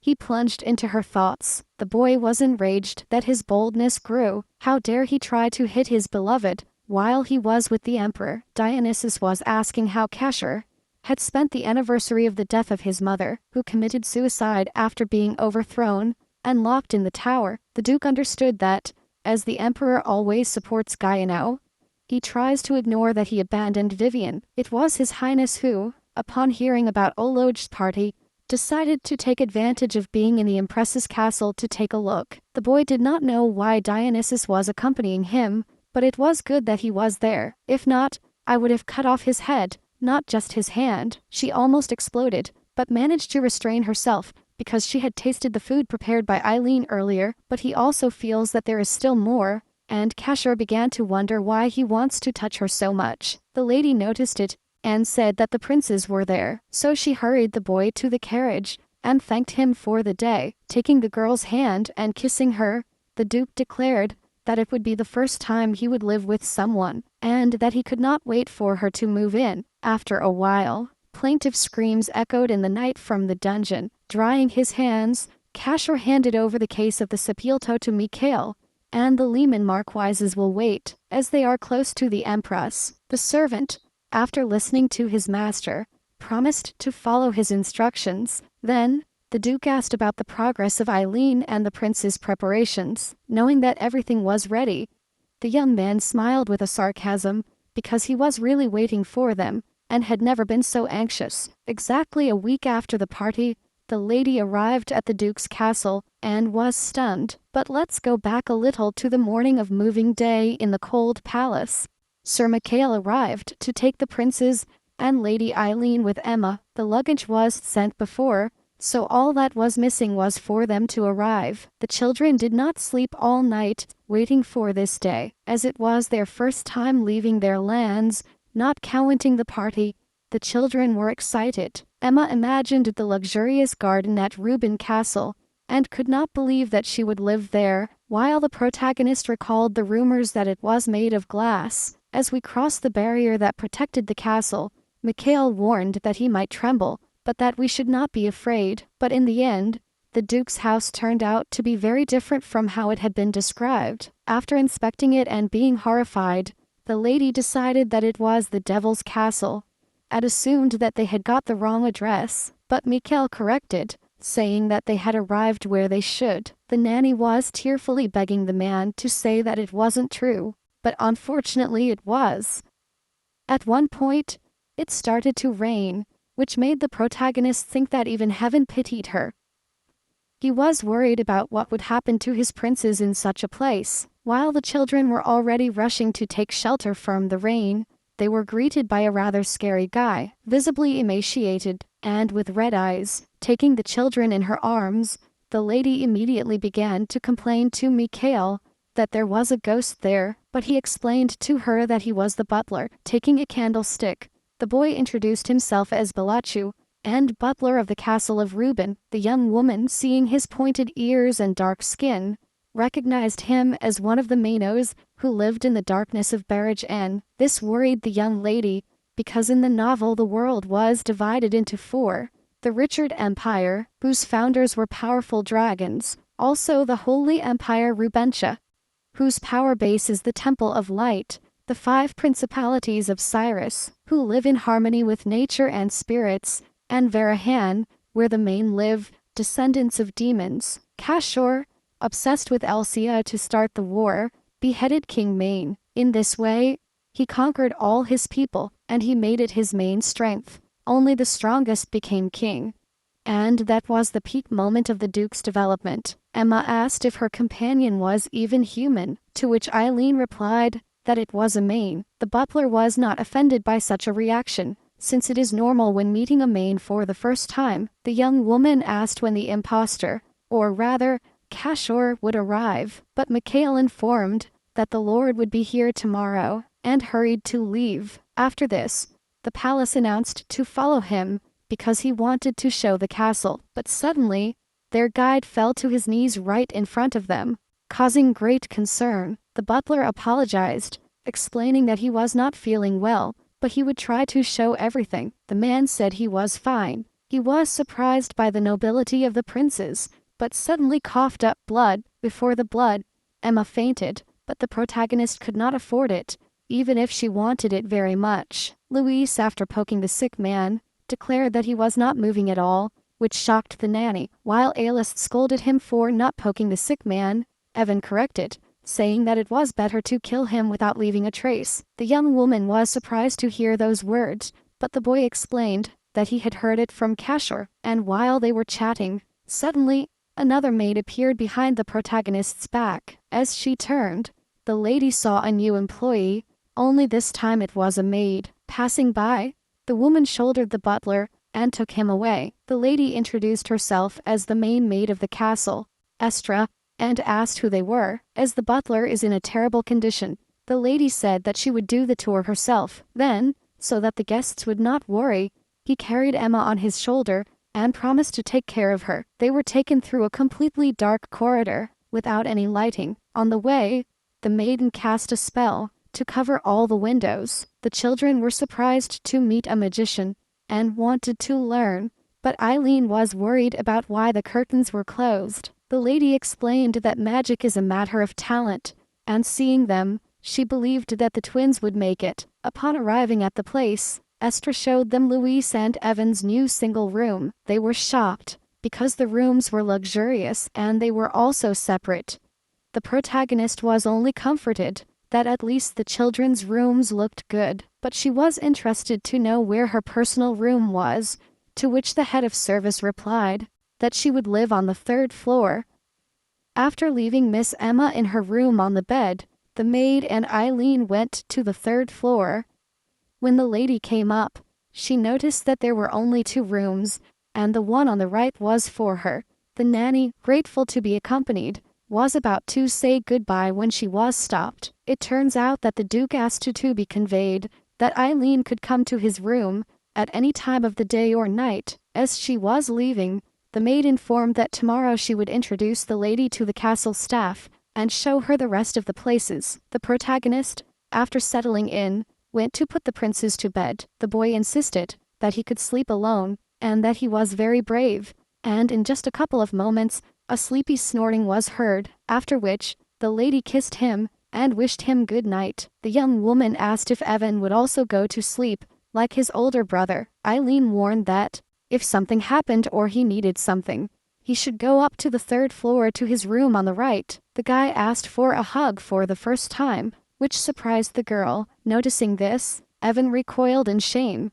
and said he would sleep. Touched and happy, the protagonist kissed the prince and wished him good night. After putting the twins to bed, the lady wandered around the castle looking for the dining room since her throat was dry. Finally, finding the place, Eileen noticed that someone was already there. A Talmine was drinking a strange red drink. With a very creepy face, she turned around when she heard Lady Harleen. When he saw that horrible scene, he couldn't take it anymore and lost consciousness. Upon waking up and hearing apologies, the protagonist unexpectedly saw Casher in front of her. He remembered perfectly having fainted and thought he was dreaming. The girl was hallucinating with her dreams. Those muscles in front of him were super detailed, and the Duke's perfect, flawless face was looking at her with a smile. How handsome. Touched and laughing, she called to catch her crazy hottie. What a cute nickname. But suddenly, he grabbed her cheek and started stretching it, calling him a cheater.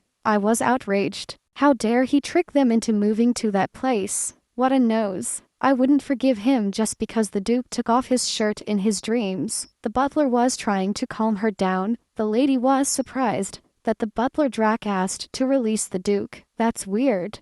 Casher, as if out of the blue with red cheeks, asked if her beauty had slept well. Realizing what had happened, the lady jumped back and greeted the Duke. The guy wanted to understand what the hell was going on, if he had asked them to get ready to meet his beloved, but it turns out that instead of a human greeting, the servants received them in the Mayan style. The lady clarified that the decoration of the garden and the black skulls on the staircase were also her work. He also explained that for them the colors black and violet are the most beautiful, and that the water from the fountain is good for health. It's an infusion. Also, the animal statues popular in Barahan were custom made by a craftsman. The Duke clarified that his guests and his beloved are human, and that it was not making the palace habitable that he was referring to. The protagonist also recalled how she fainted when she saw Dracu, but the boy clarified that the lady misunderstood him. He wasn't vomiting blood, taking out a bottle. He explained that it was a special porridge, a drink from crushed plants. The butler explained that he is now a vegetarian, that he ate only meat for a long time, but knowing vegetables, his diet completely changed. The man also explained that, if he were on shuffleboard, that diet would not affect him because of dark energy. But here there is also rejection. The protagonist said that she was very tired and wanted to go to sleep quickly, but Casher took her by the hand and laid her on the bed, asking her where she was going if she was tired, because Eileen is now in her beloved's bedroom. Those words filled the girl with shame and discomfort, causing her to stutter. The butler hurried to leave them alone, creating an awkward silence between them. While the lady was admiring the Duke's perfect body, a thought about a passionate night flooded her mind.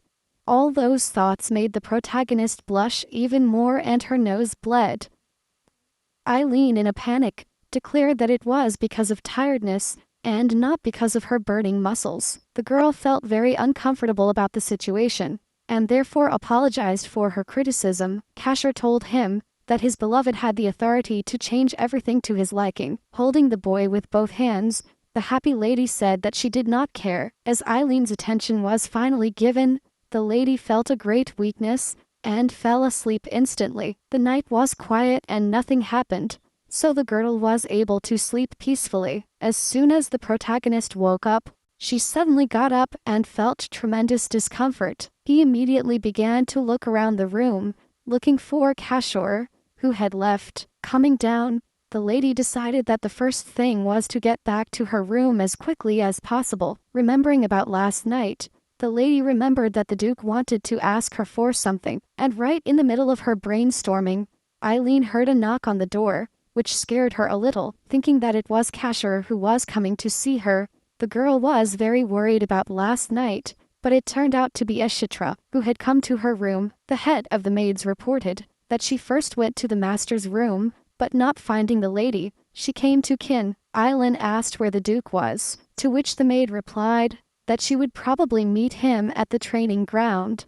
It turned out that at that time, Emma was already taking care of the princes, who had also woken up. Luis reported that he had slept well, and was only scared when he found himself alone in the room, but that everything was fine. Hearing the children's desire to eat, the maid offered to accompany them personally.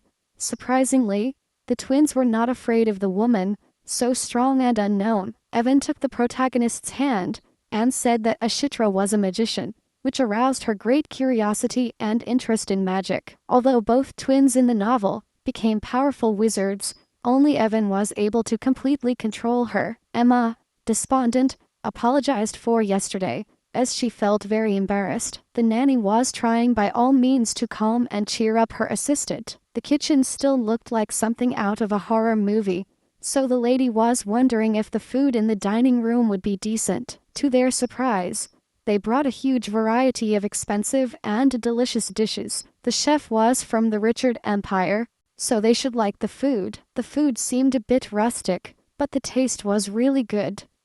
Many servants peeped from the doors, touched and admired by the twins, but they all came to the same conclusion. Louis and Evan are adorable. After talking about the princes, they turned their attention to the master's beloved. As soon as Eileen noticed them, they immediately hid. It seemed that they were afraid of him. The lady decided to find out when Kashur would come for breakfast, but Akitra explained that her master hardly eats. The protagonist was surprised that the Duke barely ate. If he always devoured everything with her, the children were happy with the food and the amount of treats, as well as the friendliness of the people. But Luis noticed that Eileen was his favorite and her food the most delicious of all. By such remarks, the lady began to think that after all, she had not come in vain. Kashur caressed Luis, congratulated him on his good work, and then, happy, he approached his beloved. The servants debated whether her feelings were real, but she was worried that no one would offer her food. The protagonist decided to ask the Duke if he was going to have something to eat. The guy said that he just came to see her, but the lady was worried that Kashur would lose his perfect muscles. Screaming that it couldn't be done like that, Eileen asked if she could use the kitchen for a moment. The girl was instantly glad that it was a normal kitchen, without strange modifications. The head maid introduced the beloved of the Lord, Lady Eileen Harlan. The head chef said it was an honor to meet her, and that her name was Babito. The lady explained that they liked everything, and came just because Kashur, he doesn't eat anything. The cook declared that the gentleman has eaten absolutely nothing for 3 months. After ordering the necessary ingredients, the young woman decided to prepare a hearty meat dish. After a while, the dish was already ready, and smelled deliciously of meat with roasted vegetables. Seeing and smelling the extraordinary dish, everyone present was amazed. Eileen told that this dish is bulgogi, stir-fried meat with a sweet and sour dressing. The chef tried to remember such a dish, but he could not, and the smell attracted them very much. Therefore,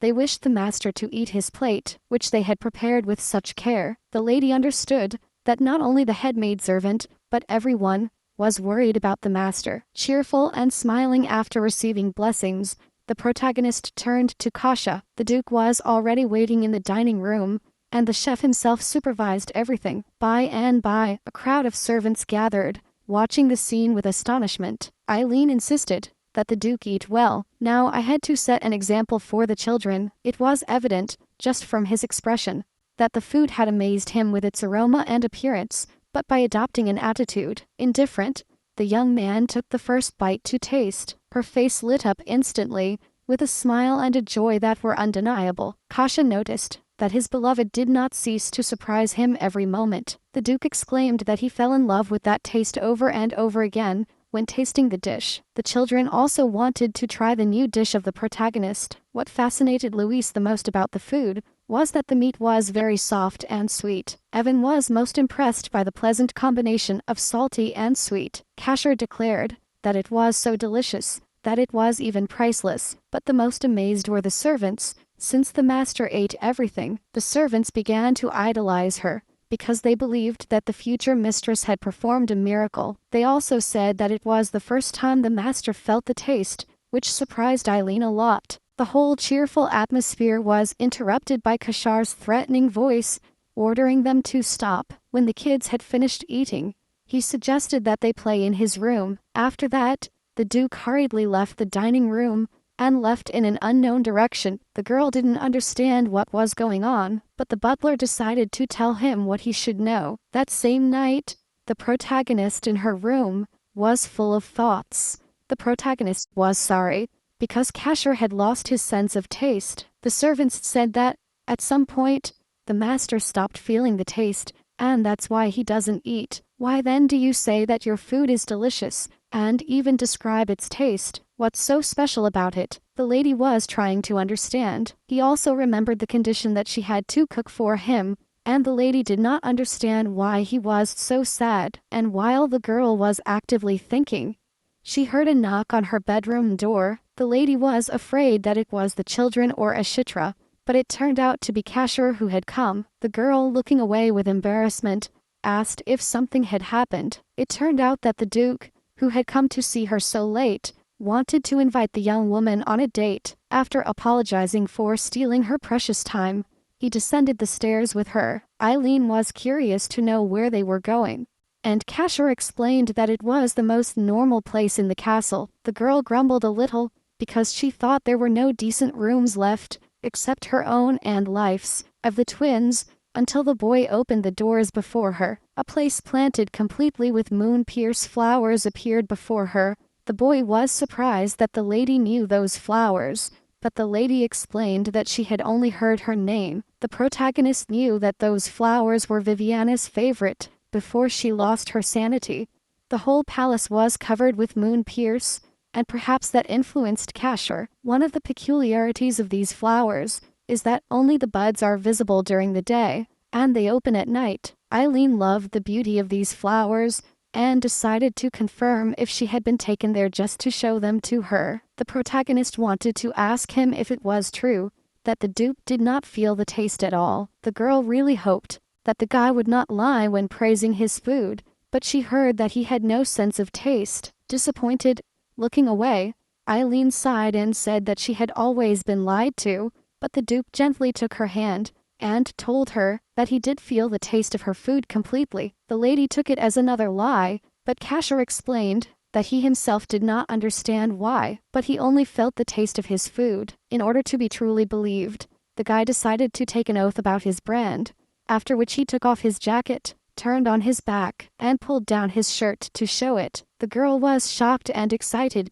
because she recognized it immediately, because that very mark was the oath of truth, sealed by the emperor himself. Kasher told him about his suffering with mania, and that to maintain sanity, he takes poison. The girl felt discomfort and fear, because she understood what Luby meant by the fences. The poison was from the main's lands, although thanks to it the Duke retains his sanity. Over time, he blunts his senses, including the 5 basic senses, those that allow him to feel life fully. Eileen knew that beans caused headaches, but she understood their origin and how they stole the 5 basic senses. Bowing down to the lady, Kasha declared that he was totally serious and that he felt safer next to her. Suddenly, the protagonist was flooded by a storm of emotions and hugged the guy. The lady burst into tears when she realized how hard it had been for him, because she only felt the taste of blood and rot, so he promised to help him. Eileen supposed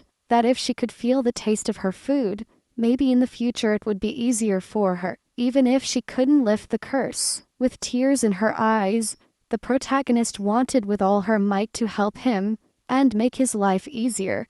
The Duke looked at the tearful eyes of the lady in front of him, and his heart beat hard. Feeling strong emotions and confusion, the girl picked up Kash's clothes and, with the excuse of the cold, said that she was going to go to her quarters. The boy asked, surprised, if the lady did not like to undress, but Eileen's embarrassment overwhelmed her, so she immediately asked her to get dressed, because she might catch a cold. Seeing the protagonist all red in front of him, Kasher smiled and agreed to return. The girl wished that the dark night would hide her face, and that's why she didn't say a word until her life. His room. The lady was about to enter her room and wish her good night when the Duke asked why she was going there. Eileen didn't understand what was going on, because it was her room, but the boy declared that they had decided to sleep together since today. Turns out that's what Casher asked the night before, to which the lady had unconsciously consented.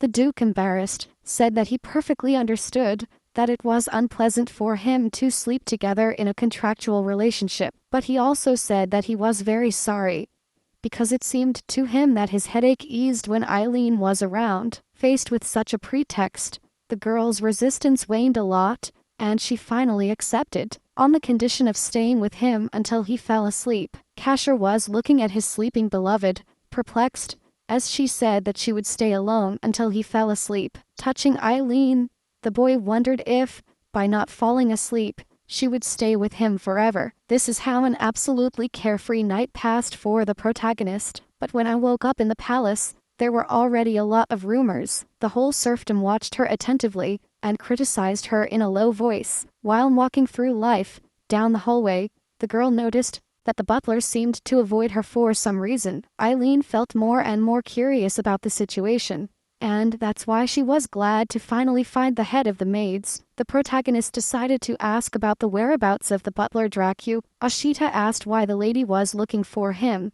to which he received only a mocking smile, and the phrase that she wanted to give him something. Entering the room where Dracu was, the young woman found him drinking a vegetable juice. The man was fascinated with its taste, and Eileen was glad that she was finally able to find it. With a sly look, Eileen revealed that she wanted to give him something. He was very surprised, and the lady just made sure that he liked spicy vegetarian food. Searching in her purse, the lady took out and offered him a strange little box. Dracu did not understand what they were giving him, but laughing, the lady said that although vegetables are good, they are not for his body. That's why she decided to offer him this as a meat substitute, and if he likes it, Eileen will tell him how to prepare it. Grateful for the attention, the butler rushed to try the rarity, and the young woman was in tension. After a short pause, Dracu confessed to being stunned by how delicious it was. It was the first time I had tasted something so tasty,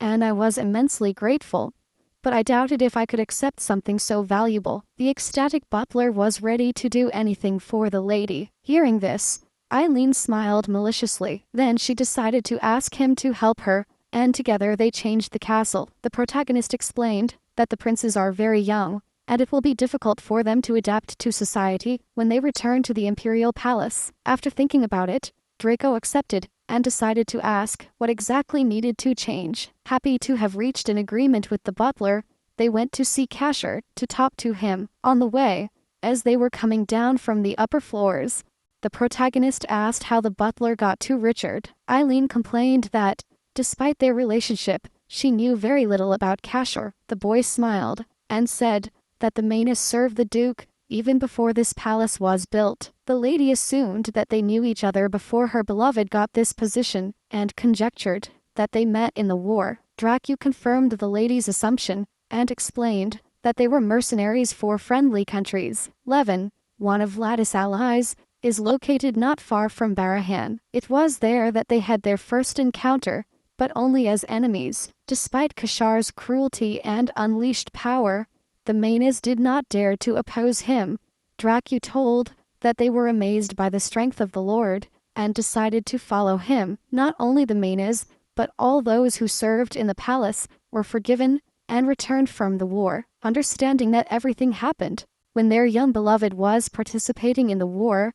After being overthrown as crown prince, a huge weight fell on the protagonist's heart when she realized that Casher was no longer preparing to be the king of the Manhwas. When he heard a knock on his door, the Lord gave permission for them to enter. The Duke received the lady with a sly smile, noticing her sweet dream, in which she had completely forgotten about him. While the girl was admiring the dazzling morning beauty, the guy came up and asked why she had come. Somewhat embarrassed, Eileen reminded her of the words of Casher, who had declared that she could change the interior to her liking. Assuming that it had been his mistake, the Duke declared that he need not worry about expenses. The protagonist also asked to be allowed to find herself an interior specialist and run everything. All this was to attract the freak princess, and that's why she needs to personally meet with the head of Elvatoria. Although her personality is very different from Kashar's, she is the number one for the role of his girlfriend. She wanted to find him a girlfriend before he fell in love with Elsie, to prevent a continental war. But at that moment, the girl felt a strange sensation, as if something was holding her back. The Duke was curious how the lady was going to look for the right person, to which she replied that she would go to the Street of the Guilds. The guy proposed to go to the place together on a date, but Eileen refused, and said that she wanted to go alone, and at most, take one person. These words worried Kashur, and, after thinking about it for a while, he rummaged through one of the closets, after which he took out from there a beautiful large blue necklace, adorned with precious jewels. Looking at the object, the lady marveled, but she also felt as if she had already seen it before. It turned out to be the key to the fog barrier, and Kashur explained that he was giving it to her, because she wouldn't be able to take Mikhail with her forever. The girl was distressed about the price of the magic stone, but he put it on her, and ordered her to never take it off. The protagonist was shocked by such a beautiful and expensive gift. It far surpassed all of Kashar's previous presents. 3 whole days have passed since the Duke gave her the stone. He took the lady to the training camp, and told her that before her departure, they should figure something out. In a few moments, the soldiers who were training noticed the presence of the Lord. Afterwards, 3 bloodied soldiers approached her, causing her a slight start. The soldiers said that they respected the lady very much, because she must be very strong to make the Lord fall in love. Ignoring all that, Kashur asked the lady to choose a companion, someone responsible for their exits. Hearing that, the big guys immediately turned on, begging for the post. Since they also wanted to fight with her, the girl doubted whether they wanted to protect her or kill her. Besides, he didn't like that those soldiers were so flashy, so he looked for someone else. Walking around the square with her eyes, the protagonist was shocked. I didn't expect to see Ludvian there. This left her completely perplexed. This guy was a famous spiritual swordsman, with tremendous power in the novel. In the novel, this man supports Kashur, and joins Miguel. Just during the kidnapping of Elsia, the boy was special, because he was a half-breed elf, and could communicate with spirits. Elsia taught him to use his powers, so he adored her, but he never dared to confess his love to her. While Eileen was still paralyzed, Kashur wanted to know if she had chosen a gentleman to escort her. The girl felt very uncomfortable noticing her appearance, and quickly pointed to Ludvian. The other gentlemen were outraged. They did not believe that this softie could protect her. The protagonist explained that if she traveled in a carriage with one of them, he would not resist. In addition, Eileen pointed out that he was also a knight, and that, with his sword, he would protect her worthily. At the sight of Eileen, Ludvian was so shocked that, without realizing it, he half opened his mouth. Kashur coldly asked if he could entrust him with the protection of his beloved. At this, the knight immediately knelt down, and swore that he would give his life to protect her if it was entrusted to him. Seeing how the Duke tested his knight, the lady felt uncomfortable, because it seemed more like a preparation for war than a trip to the city. Approaching the young man, the protagonist told him that she was delighted to meet the gentleman, while the young lady was glad to be able to count on such a talent. Kashur warned her about betrayal and its consequences. The next morning before the trip, the twins went to see Eileen, wishing to accompany her, but the lady refused,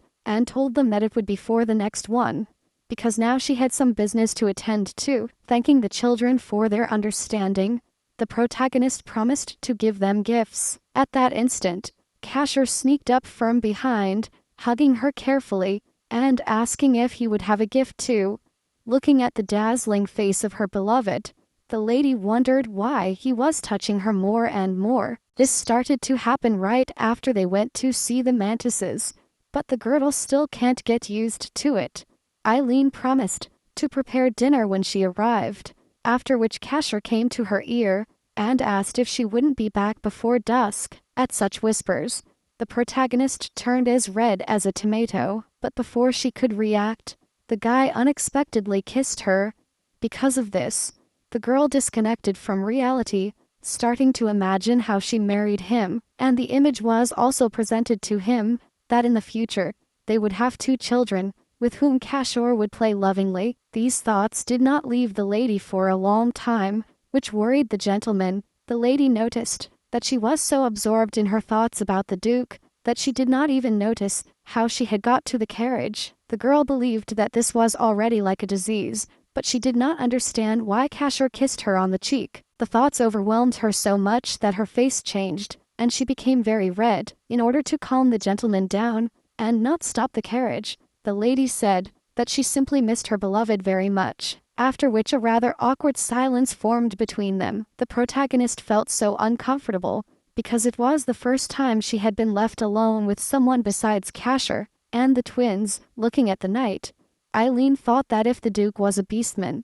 this was rather a melancholy handsome one. After thinking about it, the girl noticed that her beloved was more manly, and then she reproached herself for thinking about him so much. The gentleman was curious to know why Lady Harleen had chosen him. Eileen explained that although the boy was not the strongest gentleman, the others were too huge. The lady also pointed out that just being at the Duke's training camp was enough to understand that he was a worthy gentleman, and besides, with a smile, he affirmed that he did not think he was inferior to other gentlemen. Upon arriving at the place, the protagonist decided to ask Sir Ludvian if he could promise her something. Without hesitating for a second, the boy was immediately ready to listen to the order. Eileen asked that they not tell Cashor where they had gone today, since he is not her subordinate.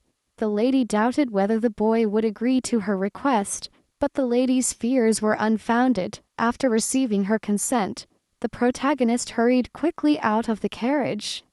An extremely lively guild street with quite tall buildings appeared in front of them. Looking around, Eileen was looking for the right guild, and she also remembered that if you entered an alley, you could find those who were dealing in dangerous things. Knight Ludvian wanted to take out a map to find out exactly where they should go, but the protagonist, screaming, suddenly grabbed her hand, and he stopped him. The lady knew that if they looked at the map or at the sides too long, they would suspect that they were not from there. Without giving explanations, and without releasing the knight's hand, Harlan ran towards an uncertain destination. Eventually, they stumbled upon the bar, the Elvish Oak Barrel, with the best alcohol in Electoria. After asking her to cover her face with the cape, the lady was going to come in. When the guy asked if the lady wanted to go to a bar, the protagonist immediately clarified that it was not what he thought, and she would understand when entering. Seeing the gentleman's flushed face, the girl asked him if he was hot. Taking the hand that Lady Harlan was holding, the gentleman replied that he was perfectly fine. Having put on the cloaks, they entered the premises and went to the bartender. He did not show any sign of interest and simply asked what the customers wanted. Signing off with courage and determination, Eileen said she wanted a green caterpillar with mushrooms. In the novel, the lady remembered that when Elsia fled from Cashor, she hid in a temple, but to her misfortune, they also wanted to keep her there, so she ran to the guild headquarters. Since she had a good relationship with the Vittoria, Eileen was glad to remember the password, because to enter Frigi's office without stepping on the mines, you have to be the one who guards it, or who built it. They walked until they found a locked door, but before reaching it, the man stopped, and turning around, decided to find out who the guarantor of these new guests was. At these words, the protagonist became very worried, since she did not know anything about it. All this was because nothing was said about it in the book.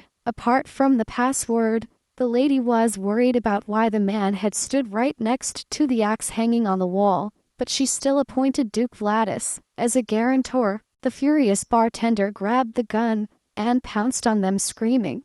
The knight Ludvian hastened to draw his sword and stood in front of his mistress, but their fight was interrupted by an unexpected and powerful flash of green magic. This stopped their conflict immediately and caught everyone's attention. After this, a cheerful princess appeared in front of them in an elegant red dress. The warriors did not understand anything. While their ladies chatted amicably, the princess told that she had sent him many letters and that she knew that Eileen would be moving to the Duke's castle, and that it was impossible to enter the Duke's castle since it was surrounded by a strong barrier. The girl thanked Robert for having guided her expected guests to her. In the blink of an eye, they were in a large, luxurious room. Sitting at the table, The protagonist was uncomfortable by the strange admiring look of her interlocutor. But despite everything, the princess was intrigued to know how Eileen knew that passage.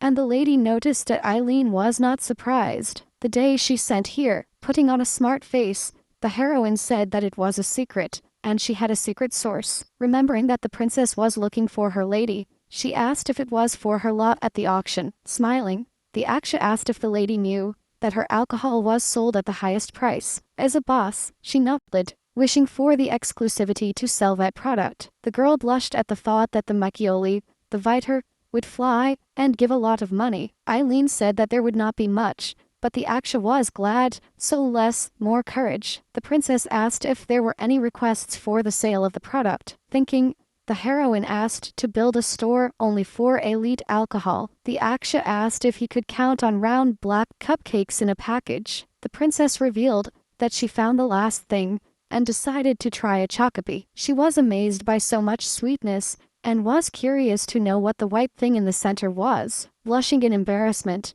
Eileen said it was marshmallow, which excited El Aksa. After that, she jumped for joy and wanted to know where Miss got such delicious recipes. Therefore, the princess said that she was ready to adjust the proportions to the taste of the protagonist. The lady felt uncomfortable because she knew that she had not prepared it herself, but she understood that she needed money. Since Louise and Evan must awaken their magical abilities in a year, and not being able to control magic, they had to flee. Only the magic tower was adapted to stabilize such an amount of magic, but that would be like sending a baby to grad school. And that's why Eileen decided to build something similar to a magic tower in the duchy, and then look for a guardian for the twins, and for that a lot of money is needed. The lady knew that the tower was like a big magic stone, and she didn't want to leave everything to him, but for some reason, the protagonist felt a persistent feeling of restlessness. To start their collaboration,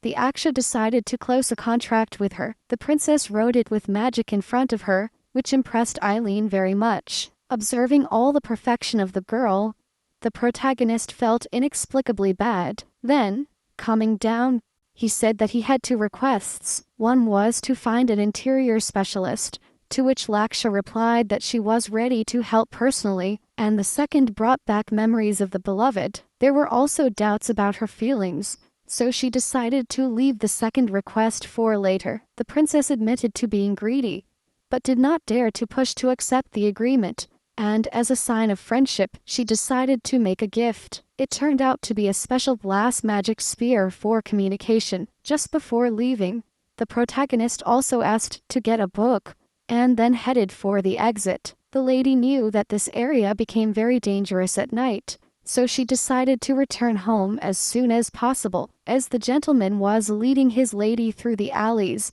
she suddenly stopped him. The lady took out a book and declared that it was a gift and a bribe for keeping her secret. Holding out a strange-looking book, the protagonist explained that it told how to summon spirits, but Ludvian simply turned around and claimed that he knew absolutely nothing about it. The invocation of spirits is only possible for the elves and special races of the Five Kingdoms. In the past, Ludvian's mother abandoned him because he was too bad at spirit summoning magic, knowing that in the novel the boy anyway.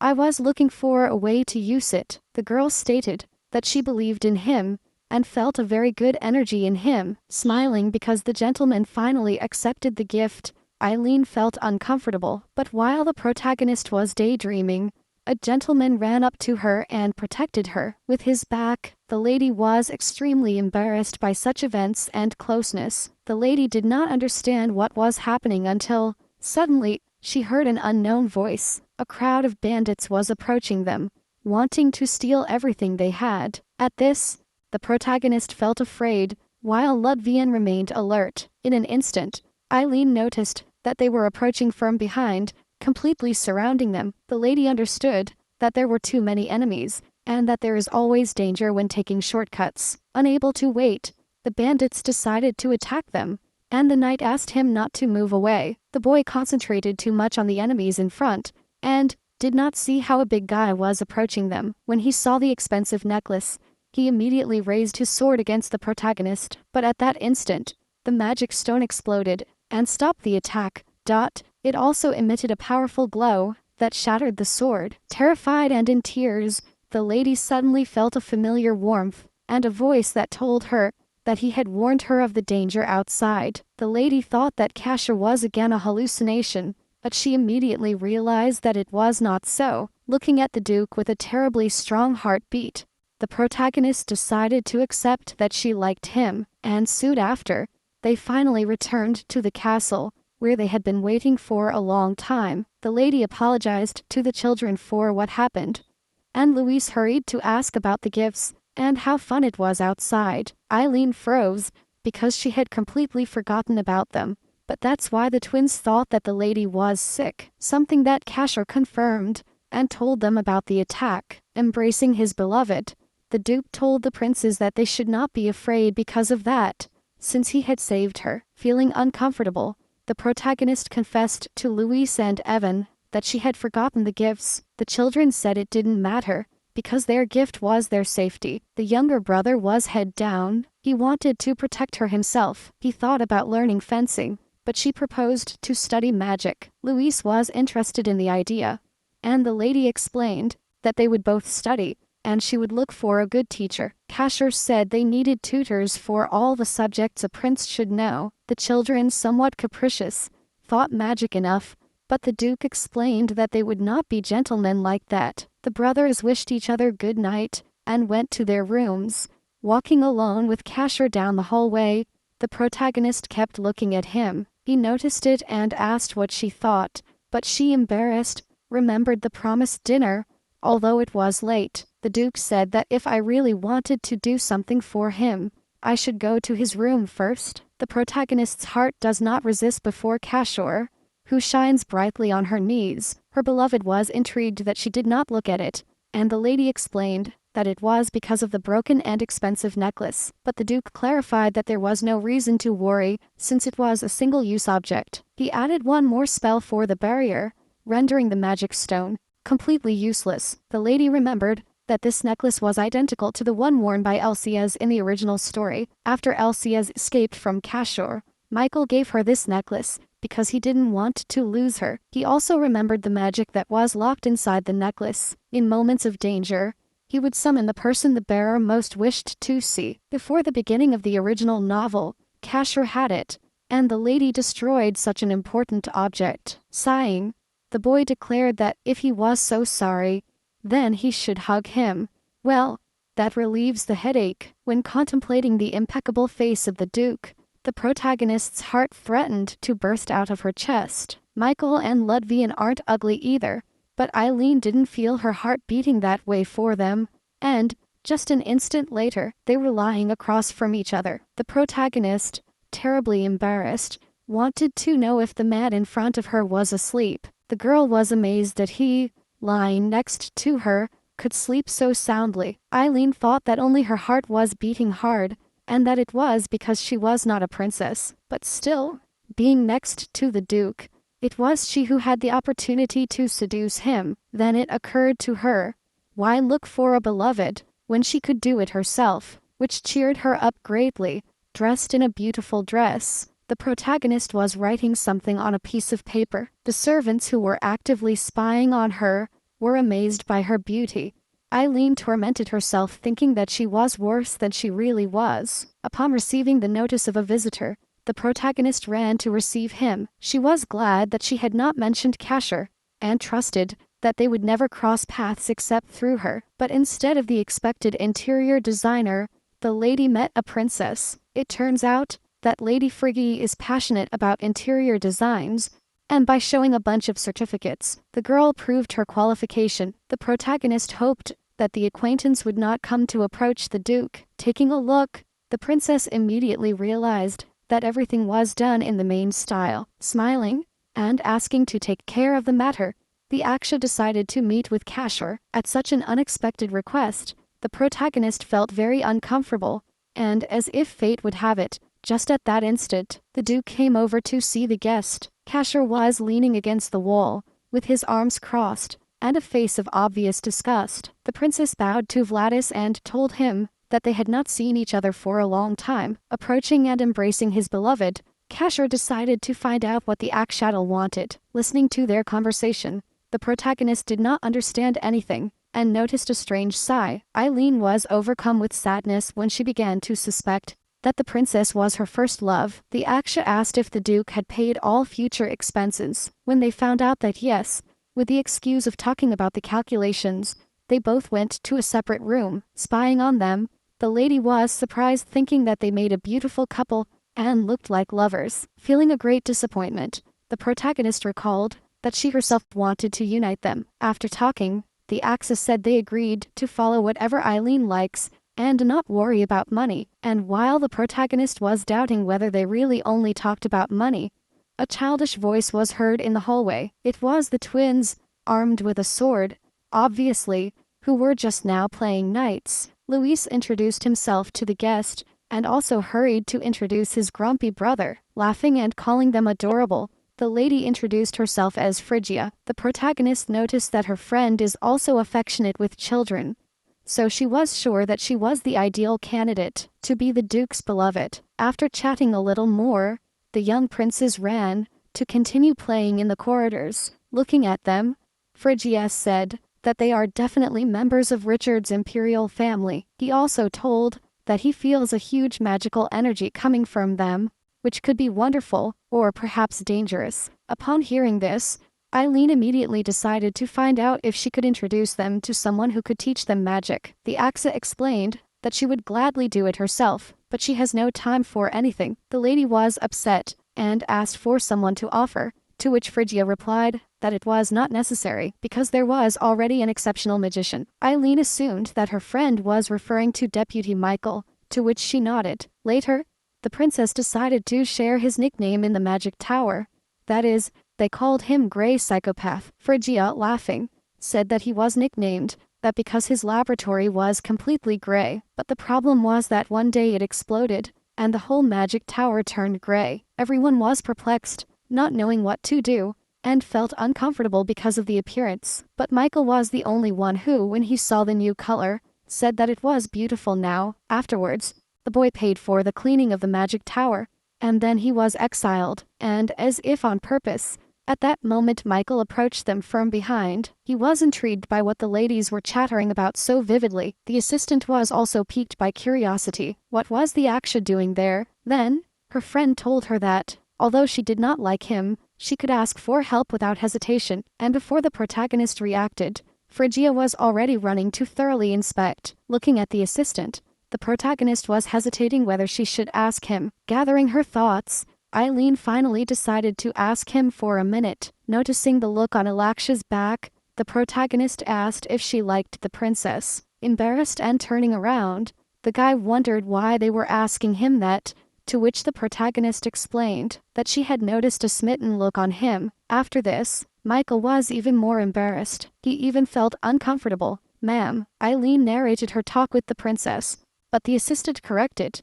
It was not the tower, but Phrygia. He was fascinated by the image of Alec Shaw on a gray background. What a shocking scene. The boy added that he planned to leave the tower soon to finish his gift. The protagonist caught him on the fly. Of course, he meant the gray earrings. In the second half of the original novel, Phrygia fought alongside Alcias as an archmage. Casher almost killed her when the earrings broke. They were his shield against an attack. Knowing that Michael made them, he did not understand why he did not confess his love and let her kill him. The aide revealed that he initially saw her as just another con artist claiming to cure the Lord's mania, but over time, she understood that she was wrong, and she understood why Michael was so cold to her. The boy bowed to her to apologize, even if it was already too late, and in that relaxed chat, Eileen thought it was a good opportunity to ask her about the prince's education. After thinking about it, the guy decided to accept and help in this as an apology for his behavior. After that, he apologized for having brought Lady Phrygia there, realizing that the lady did not know anything. Although Mikhail wanted to annoy her, he decided to do it next time. They went to the office, where a lot of noise was coming from, and then they began to listen carefully. It turned out to be a verbal argument between the Duke and the princess, and it turns out that there were many conflicts between them, in which neither side wanted to give in. Watching the fight between a member of the imperial family and the archmage, it was something impressive. Mikhail explained that they had been feuding for a long time because their areas of interest in business constantly coincided. Unable to bear it any longer, the Duke declared that she had been brought there to try purpose to annoy her. Eileen replied that she had no idea, that she didn't do it on purpose. The princess ran to hug her friend, asking her to scold Casher, and not understanding how she could go out with him. Hearing that, the guy suggested throwing the guest out, but the princess said she was there as a friend of Lady Eileen. Phrygia decided to ask her friend if it was really possible to build a lasting relationship with someone of such a bad character. He also said that the Duke had many oddities, but the lady was troubled for an instant and stood thinking. The princess became worried, thinking that perhaps her friend was threatened, and that's why she was ready to help. The protagonist, after thinking about it a lot, could only say that she liked Casher. After that sentence, a sepulchral and uncomfortable silence took over the room. Eileen went into shock, as she planned to confess to him in a more romantic atmosphere. While cutting a steak, the girl was sure that she had ruined everything, when her beloved ran to her, wanting to know since when. Blushing and visibly embarrassed, the girl avoided her gaze, hesitating how to respond. Phrygia understood that at first they had not met, but the Duke silenced her with his power.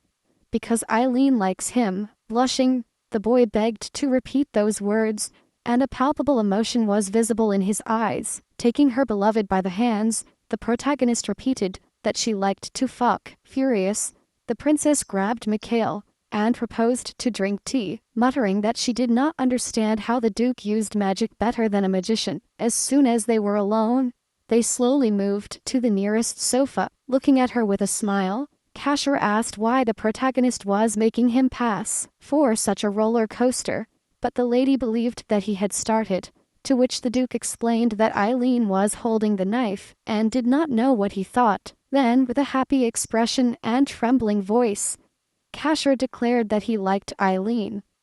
Then, he gently touched the protagonist's face, and her heart beat like never before. The protagonist made it clear that cheating is not allowed, to which the Duke replied that if she did, the poor man would lose all his limbs. Horrified for an instant, Eileen promised not to be unfaithful, and the boy swore to him that he would be faithful too. After this, overflowing with a storm of emotions and feelings, he kissed his beloved passionately and tenderly. It's been 3 days since Phrygia's visit, and the remodeling of the main mansion is in full swing. She supervised the work herself to make sure that everything went according to plan. Even the maids joined the work to finish the reconstruction as soon as possible. All the valuable statues that the mains were so proud of were pulled down from the first ones. But that wasn't the point. The mood of the protagonist was incredibly happy.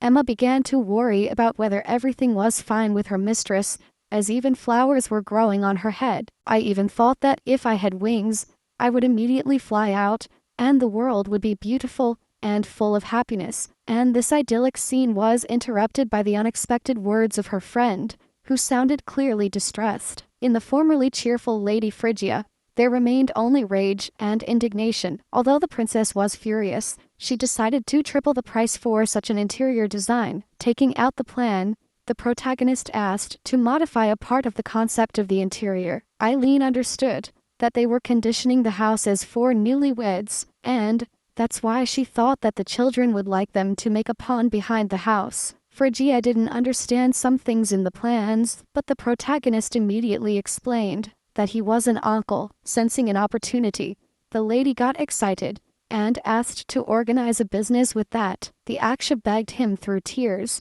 since the Duke had taken everything from him, and with that they could build a cool business. With the plans in her possession, and already happy about the closed deal, the friend hurried to transmit the requests to the artisans. Seeing how the sunlight illuminated her abode, the young woman was glad to say goodbye to the castle of King Manos. The protagonist watched the head maid pass by her, getting no response. Eileen was alarmed to see a bandage on her eyes. The lady hurried to catch up with her to find out what was going on. By stopping her and asking, The protagonist made Esther feel uncomfortable. The lady understood that she could not see the sunlight, so the maid apologized for disturbing her. The protagonist decided to find out if there was anyone else with such a problem among the servants. Eileen felt bad for being happy without thinking about other people's problems, and decided not to leave it at that. The next morning, the young woman quickly went to look for the chief of Mukamas. Afterwards, the protagonist declared that she wanted to give him something, and held out a box to him. As she unwrapped it, Esther didn't understand what that strange thing in front of her was. Eileen explained that they were sunglasses. They protect the eyes from the sun's rays. The protagonist was very happy that the store had a glasses section. The lady suggested to try them. Asitra obeyed and was amazed. The head of the maids was surprised that her eyes didn't hurt, and she hadn't seen the sun in so long. Eileen said to keep the gift, and that she would not change the annex where the mains live. Asitra called the lady benefactress, because with her arrival the castle, always silent, had become very animated. She was sincerely grateful to Lady Harleen, but after a pause, she corrected herself, and called her future mistress. A month passed since the beginning of the renovation, and they finally finished everything. Phrygia was extremely happy that she was able to finish the job so quickly. The west and east wings of the castle were made in the Hanok style. The lady was fascinated with how well the Texas roof and the statues of Geta at the entrance fit together. The protagonist admired the craftsmen, who were able to recreate them just by seeing her keychain. The butler also loved the beauty of the beasts, and the lady explained that they drive away bad energy. Drake wanted to see them live, but the lady said that maybe they are as hard to find as a dragon. They also installed underfloor heating, but most importantly, they built their own magic tower. This one came about as a result of the colossal efforts of Michael and Phrygia. The ones who were most fascinated with the magic tower were precisely the twins. Eileen confirmed that the tower is real, and also introduced them to a teacher. He decided to greet the twins again, but only as a magician, Michael Evans. Inspired by the upcoming lessons, the children were brimming with energy. Eileen loved the seriousness of Evans and Luis, and asked them if they liked the tower. Luis immediately announced happily that it was horrible, terribly beautiful, and would try very hard, but something obviously worried Evan. Although he also said that he would make an effort, the girl understood that the inco of the miner was different, because he always tries to give the maximum. To relax him a little, the lady unexpectedly kissed the guy on the cheek. The protagonist asked her not to overdo it, because she would worry if something happened to her, and kissed Luis, and at that instant, Eileen is suddenly lifted up in her arms by her beloved. It turns out that the Duke heard the sounds of kissing, and demanded that they only do it to him. Noticing his so jealous reaction, Evan, proudly and boldly, asked for the kiss to be repeated. Eileen was embarrassed by such behavior, and such statements clearly upset Cashor. The Duke explained to the little one that only lovers do that, but Evan just smiled, and said that he couldn't do anything if she kissed him first. And while idyllic peace reigned in the duchy, important events were unfolding in the temple of Sheena.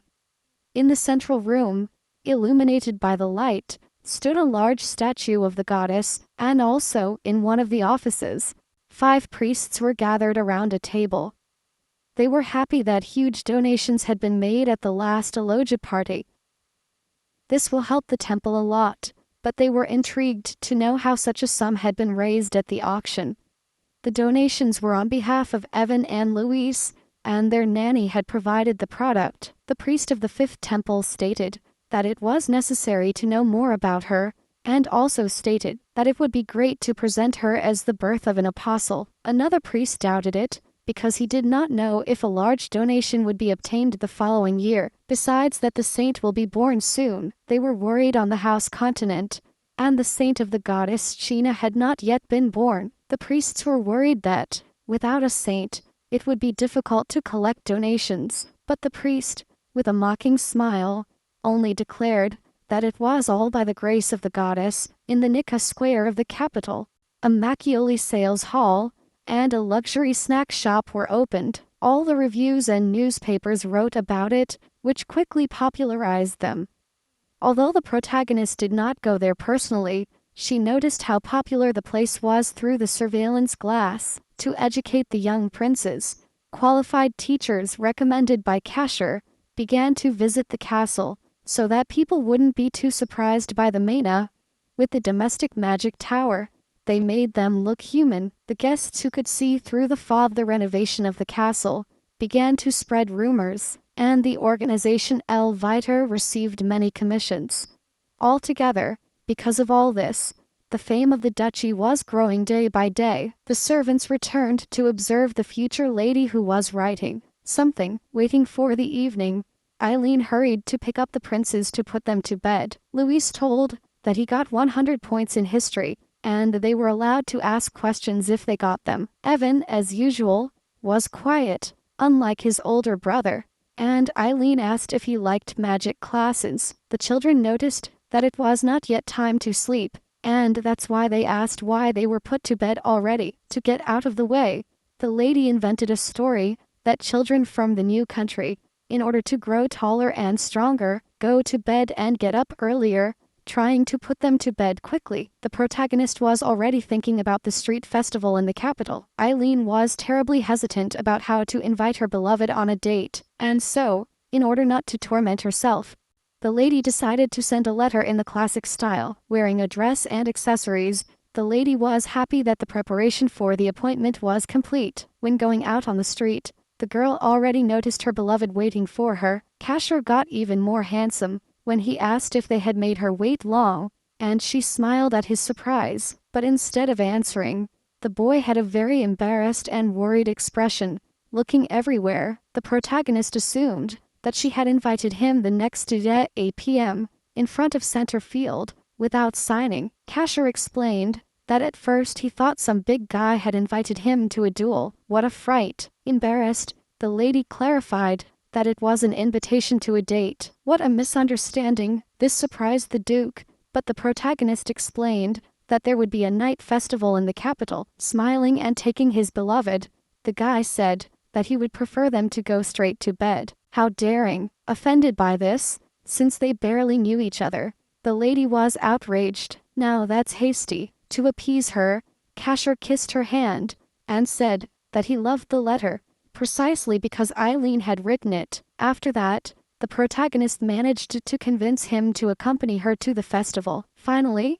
the lady was embarrassed and happy, even just for walking hand in hand. The Duke, observing the stalls, noticed something unusual. The protagonist asked what was wrong, but the boy pointed to a bear and said that it looked like her. Looking closer, Eileen could make out a stuffed animal. The girl thought it was more like a cursed thing, but Kasha didn't mind, and was already asking how to get it. By receiving 5 darts, the Duke had to get 100 points to win the toy. Realizing that his visitors already had a goal, the shopkeeper said that they should get 20 points every time. But before she could finish speaking, with one movement, Kasha hit all the darts perfectly in the center.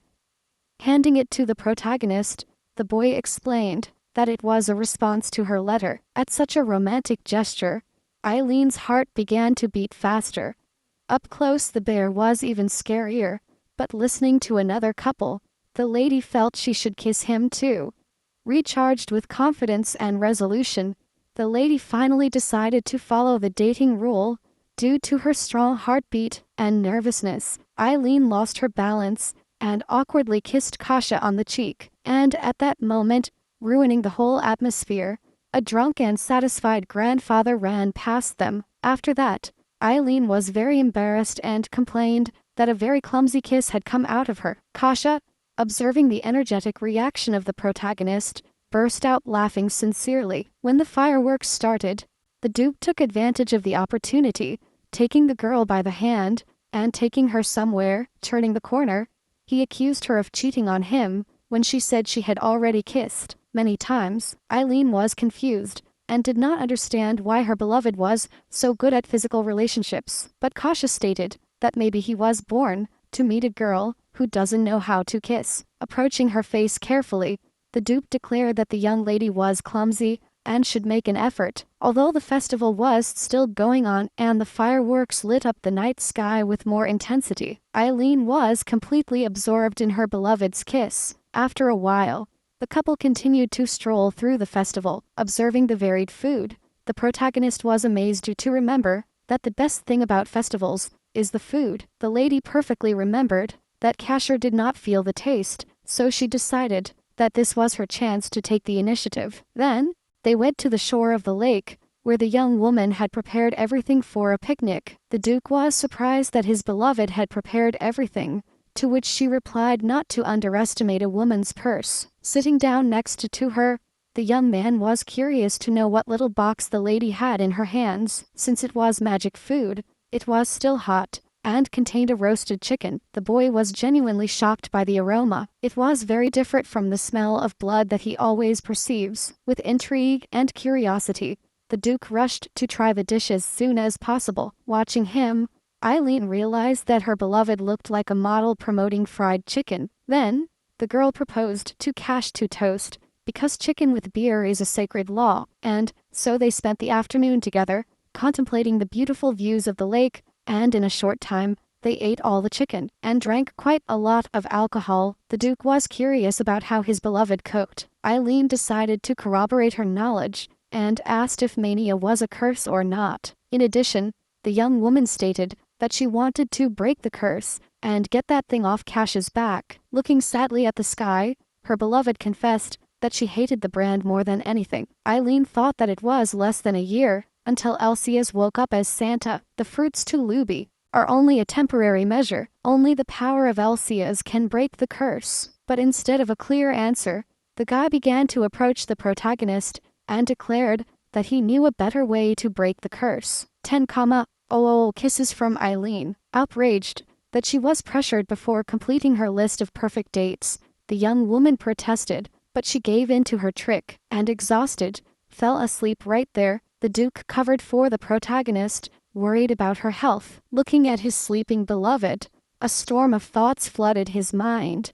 For the first time, he realized his feelings for her on the balcony at Alex's party. When the lady touched his forehead, the guy felt a glow on his back and realized that she was special. But at the moment when Eileen was about to be whipped, Casher noticed that for him she was not just a tool. When the protagonist faced danger, the Duke wanted to destroy them all, and all this she felt for the first time. The Duke understood that she not only cured the side effect of the fruits to Luby, but affected the curse. He had been wanting to be free of the curse for so long, but now he only cares that Eileen stays by his side. He saw how drunk his beloved was, and laughed when he saw that he was given soda, while she drank alcohol, and while the Duke was carrying the protagonist in his arms, a bright light emerged from his chest. The boy recognized the phenomenon instantly, but his voice only reflected concern. Time passed since that night, and the lady was teaching the chef how to prepare his food. The chef marveled at all the innovative ideas of the protagonist. The chef was grateful to be able to learn how to cook a new dish that day. Don't worry now. The lady hurried to go to the princes. Eileen was impressed by his diligence and calmness during the lessons. He was worried that they had started a little late, but surprisingly they were capturing everything perfectly. Walking down the hall of the castle and looking out of the window, the girl was surprised to see a familiar face. It was Sir Ludvian, whom the protagonist had not seen for a very long time. So, to get his attention, the lady called him directly from the window, but instead of the expected reaction, the gentleman, as soon as he crossed glances with Eileen, ran out of her. The girl was curious to know the reason why Sir Ludvian was running away from her, and the next instant, the gentleman heard the lady's voice coming up behind him again. As he turned around, he saw an imposing girl who demanded that he stay still, so he continued to run away until the lady suddenly tripped over a stone. To avoid the fall, a strong wind appeared that straightened her up again. The gentleman was concerned for Lady Harleen's welfare. He was really distressed. Eileen understood. He was a spirit. How lucky. The knight could summon him in the book, but he still had no form. Ludvian felt a terrible discomfort from the look of his mistress. Now calmer, Miss Harleen decided to find out why they wanted to run away from her. He considered himself a sinner, and, kneeling down, wanted to pay with his own life, but the protagonist asked her to calm down, because she hated blood. Taking the knight by the hand, he stopped his attempt to draw the sword, and also, ashamed, she declared that if she tried to draw the sword, she would really get angry. At this, Ludvian looked away, and the knight's face lit up at times. Calming down, Eileen congratulated the knight for summoning the spirit. It was an amazing thing. The lady also pointed out that he protected her then, and if he regrets it, may he continue to protect her. When she noticed the leaves, the girl realized that, just like that, autumn had arrived. Remembering that her beloved's birthday was in just 1 week, the lady became very distressed. After this, Lady Harlan hurried to go for a gift to Nike Street in the capital. As one of the first gifts, they decided to choose something practical, such as a feather or a tie. Hearing this, the gentleman suggested going to the accessories store that was next door, but, to his bad luck, the manager came out and, ringing a bell, announced that the reception was over if you did not have a number. Eileen wanted to go into a popular store, which a lot of people went to, but it turned out to be her store. The girl proposed to enter the store that had just closed just for a second. The boy, seeing the couple approaching, told them that the tickets for today had been sold out. As she approached, the lady said that she knew perfectly well, but she loves chocolate cakes. The clerk knew instantly that she was the director, but the gentleman understood nothing of what was going on. When they entered, a very luxuriously decorated store was waiting for them, with an incredible design. In a special dish, after a whole shift, there was exactly 1 choco pie left. The heroine loved how everything was organized, and the fact that everything was top-notch. The gentleman asked if it was true that this tent belonged to the lady, who immediately confirmed it, although he also said that he had never been there before. After looking long enough, and understanding that everything was going well, Eileen was about to go about her business, when she heard a familiar voice. It was Gianna Andres, the first villain of the novel, and the lady was curious to know what she was doing there. The protagonist remembered that she was the one who won it at the Olo festival, so she doubted that Gianna would want to see her. Miss Andres was accusing Lady Croft of skipping the line, prompting Lady Croft to mock Gianna's furious reaction. Over a simple dessert, an employee rushed to stop the dispute, surprised and incredulous at the possibility of 2 identical tickets. After receiving and examining them, the employee could not believe what she saw, but Lady Eileen interrupted, requesting to see the tickets personally. Kraft immediately became outraged, asking why they were meddling. Faced with such a negative reaction, the protagonist took off her hood and revealed herself to be the director of the store. The ladies were perplexed, but Eileen insisted that they not delay her and deliver the tickets to her as soon as possible. After observing them, Harleen immediately identified and pointed out the one that did not belong to her store. Kraft was sure that they were identical, but it turned out that the paper had a special print. His unique stamp could be seen in the light, so, to get out of the way, the lady decided to claim that a salesman from the store had given her the ticket. Eileen smiled calmly and said that now they could quickly verify Lady Kraft's lies with the security cameras. Harlan explained that they were installed in front of the entrance for the security of the store. Kraft, outraged, turned around and declared that she would never return to that place again. Seeing that the lady was leaving with a chocolate cake,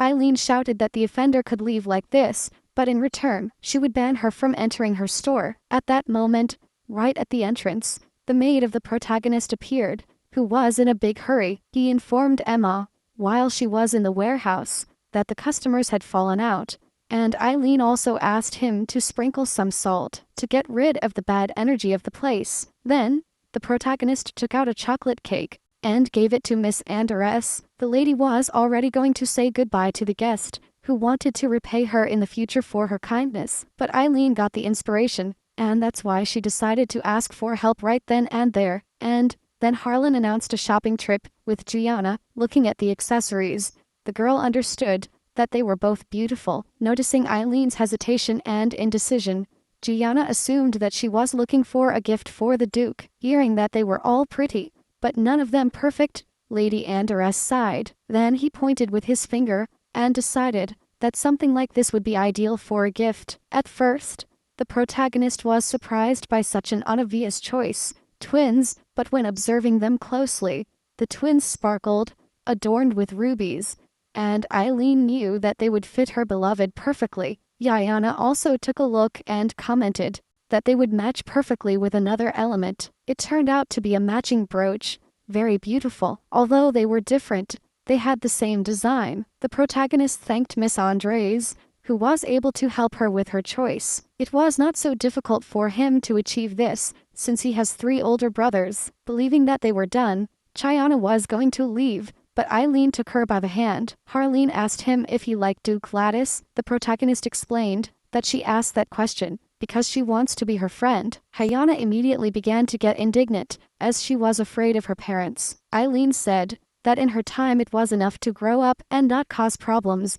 to pay off the debt to parents. The embarrassed Miss Andres finally decided to accept Eileen's friendship. The protagonist smiled widely, because she was happy to make friends. They were going shopping to celebrate their friendship, when suddenly they heard a voice behind. Before them appeared a young man on a white horse, with a somewhat glancing, cruel and contemptuous. By the color of his eyes, Eileen recognized him. Before her stood the Crown Prince Valentin. It was impossible not to recognize him, due to his appalling similarity to Empress Bina. Although his status made him odious, they had to keep up the formalities. The prince was surprised that these 2 ladies were friends, but Eileen immediately denied it. He explained that he had only accidentally stained Lady Andress's dress, and was thinking of making it up to her. After a complicit glance, the young women understood each other, and Gianna asked permission to leave. As she was leaving, Miss Andres warned her friend to be very careful, knowing that, if she delayed a little with the prince, strange rumors would arise. Harlan wanted to leave, but he declared that he was going to tell her how to break Kashar's curse. Seeing his interest, the crown prince decided to change places. Eileen was uncomfortable having a whole room in the store to himself, and Ludvina was not allowed to enter, and has to watch the door. The protagonist just wanted to listen and get out of this company soon. The crown prince asked if the lady knew that Kashar's illness, it was a curse. Not even the emperor knows that the duke's mania was caused by the empress's curse. He stated that he knew the way to pick her up, but he would only tell if she was dating him. The boy Smug also said not to worry about his mother. If he found out that Eileen was with him, the empress would forgive the girl's early rudeness. The crown prince confidently claimed that it might seem that his mother had a hard character, but in reality she had a soft heart. Understanding and realizing his stupidity and self-love, the lady thought that he was crazy. Not only was Valentine sure that they would date him, but he also offers to apologize to her mother, who tried to kill her. Even if there is another option, I was not going to continue listening to such nonsense. The lady, bowing, announced that she rejected the proposal and would forget the talk. Furious, the crown prince attacked her, accusing her of being ungrateful. Feeling the pain, Eileen understood that Valentine was much more cruel than he appeared. He believed himself to be right, and thought that the rejection was due to his relationship with that monster. The prince did not understand how the protagonist dared to refuse his help, and wanted to punish her, but a knock on the door interrupted him, further infuriating Valentine. Miss Enders burst into the room, despite the maid's attempts to stop her. Eileen knew that her salvation had come, but she couldn't make a sound. After some thought, her friend said that the compensation was insufficient and demanded a check. Looking at the floor, the protagonist immediately recognized Gianna's bracelets. After breaking the bracelet, he accused the lady of trying to compensate for his rudeness with a simple ornament, and on top of that he declared that Eileen didn't have a shred of shame or conscience, just like they say. Getting into the paper, Harlan asked what he had done to offend Lady Andres so much, but she insisted that he had every right to ask for compensation for the discourtesy. Seeing such a conflict, the crown prince was outraged by the behavior of the damsels in his presence. Miss Andres apologized for Eileen's rudeness and promised to take charge of her education in matters. Valentin, frustrated and furious, said that he had to leave, and that they would all leave together immediately. The friends looked at each other with hatred, trying hard to maintain the farce they were playing. While the prince was leaving, the young women continued to argue relentlessly, and just at that instant, Eileen heard a cheerful and very familiar voice. As she turned around, the protagonist spotted a blonde boy, blonde near a white horse. Their gazes crossed, and a fleeting peace blossomed in Eileen's heart. I was surprised that Casher was there. He thought his getaway was very secret. Valentin said he was sorry to have to say that, because they hadn't seen each other for a long time. Brabbing and drawing the protagonist to himself, the crown prince declared that Eileen was very interested in him. Harlan was shocked by what that scoundrel,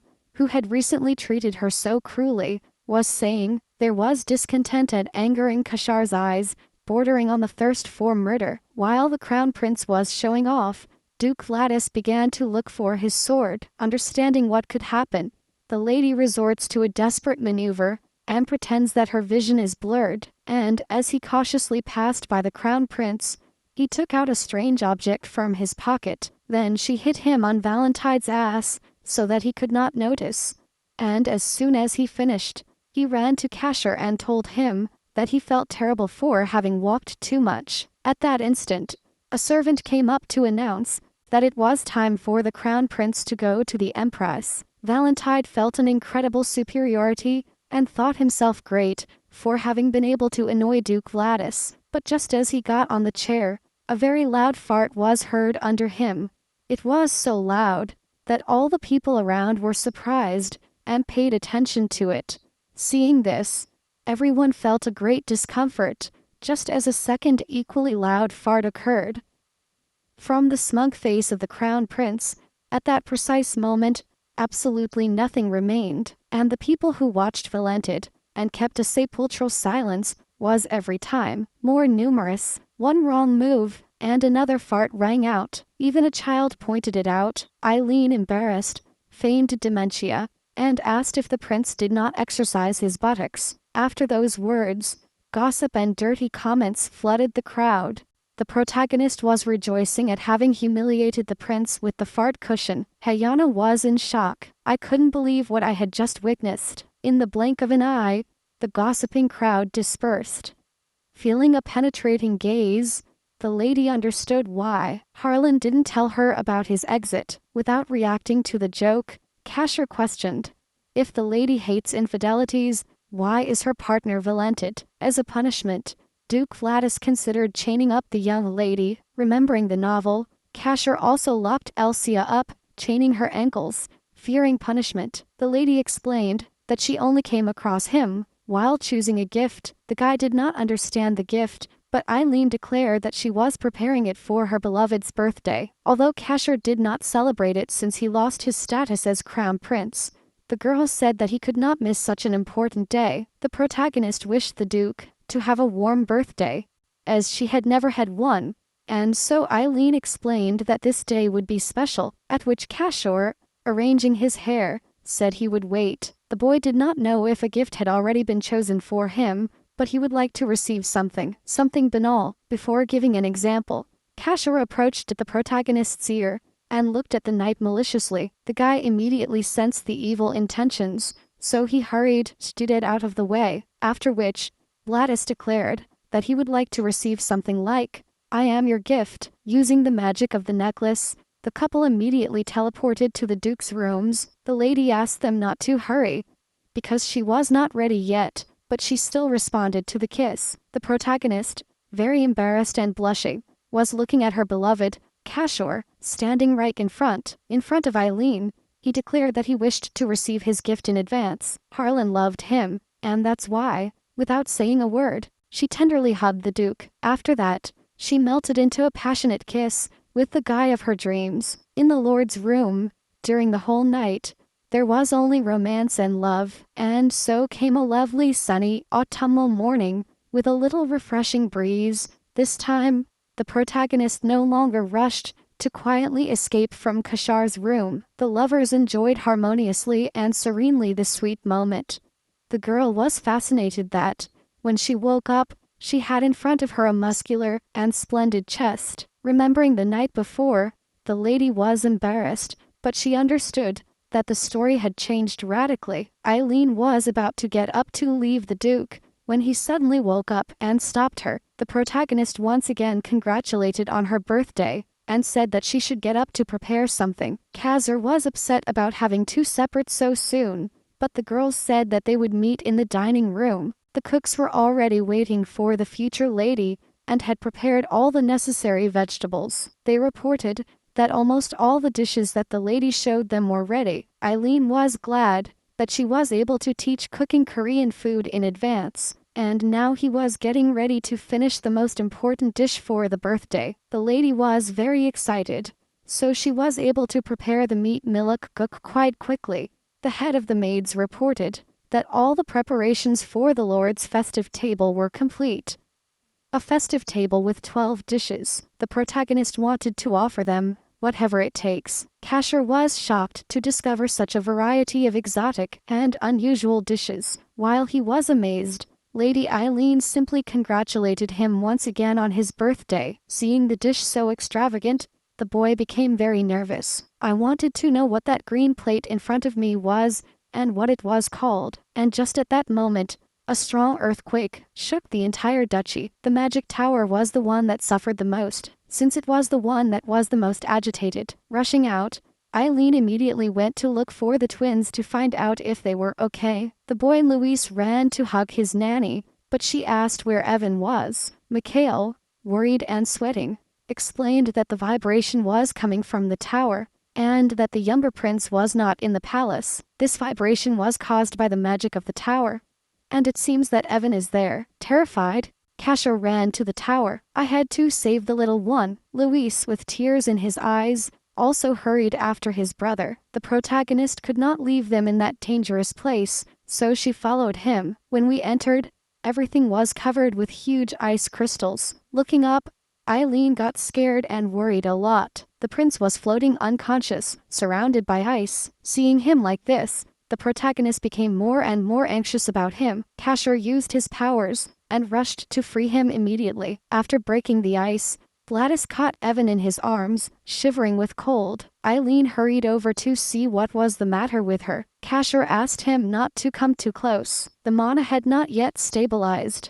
Although it was early, the prince woke up. Eileen was perplexed. In the original story, it was a year away from the awakening, and the scene was a magical explosion. Everything has changed too much. The protagonist did not understand why only Evan woke up. Kashur explained that the child came instinctively, and if he did not find it, he would freeze everything. Lattice has stabilized his condition, but he will have to be monitored for a few days in the tower. Louis was worried about when his beloved brother Evan would wake up. Eileen hugged Louis and said yes. They just had to wait a little. Mikhail explained that the magic force is like a sea, and the entrance is a hole the size of a coin. Anyone who tries to master this force without the necessary skills is in danger, so now he will have to be watched closely, as Evan instinctively knows his enormous power and tries to control it. Kashur explained that he will stay by his side until this little guy wakes up. A little calmer and smiling, the lady said that the dish her beloved asked for is called meat cook. His astonishment was so great that he unconsciously opened his mouth a little, for it was familiar to him. Eileen begged him to try the dish, since this soup is prepared for birthdays. Precisely this dish, Kashur remembered it from his childhood. His mother prepared it for him for the celebration.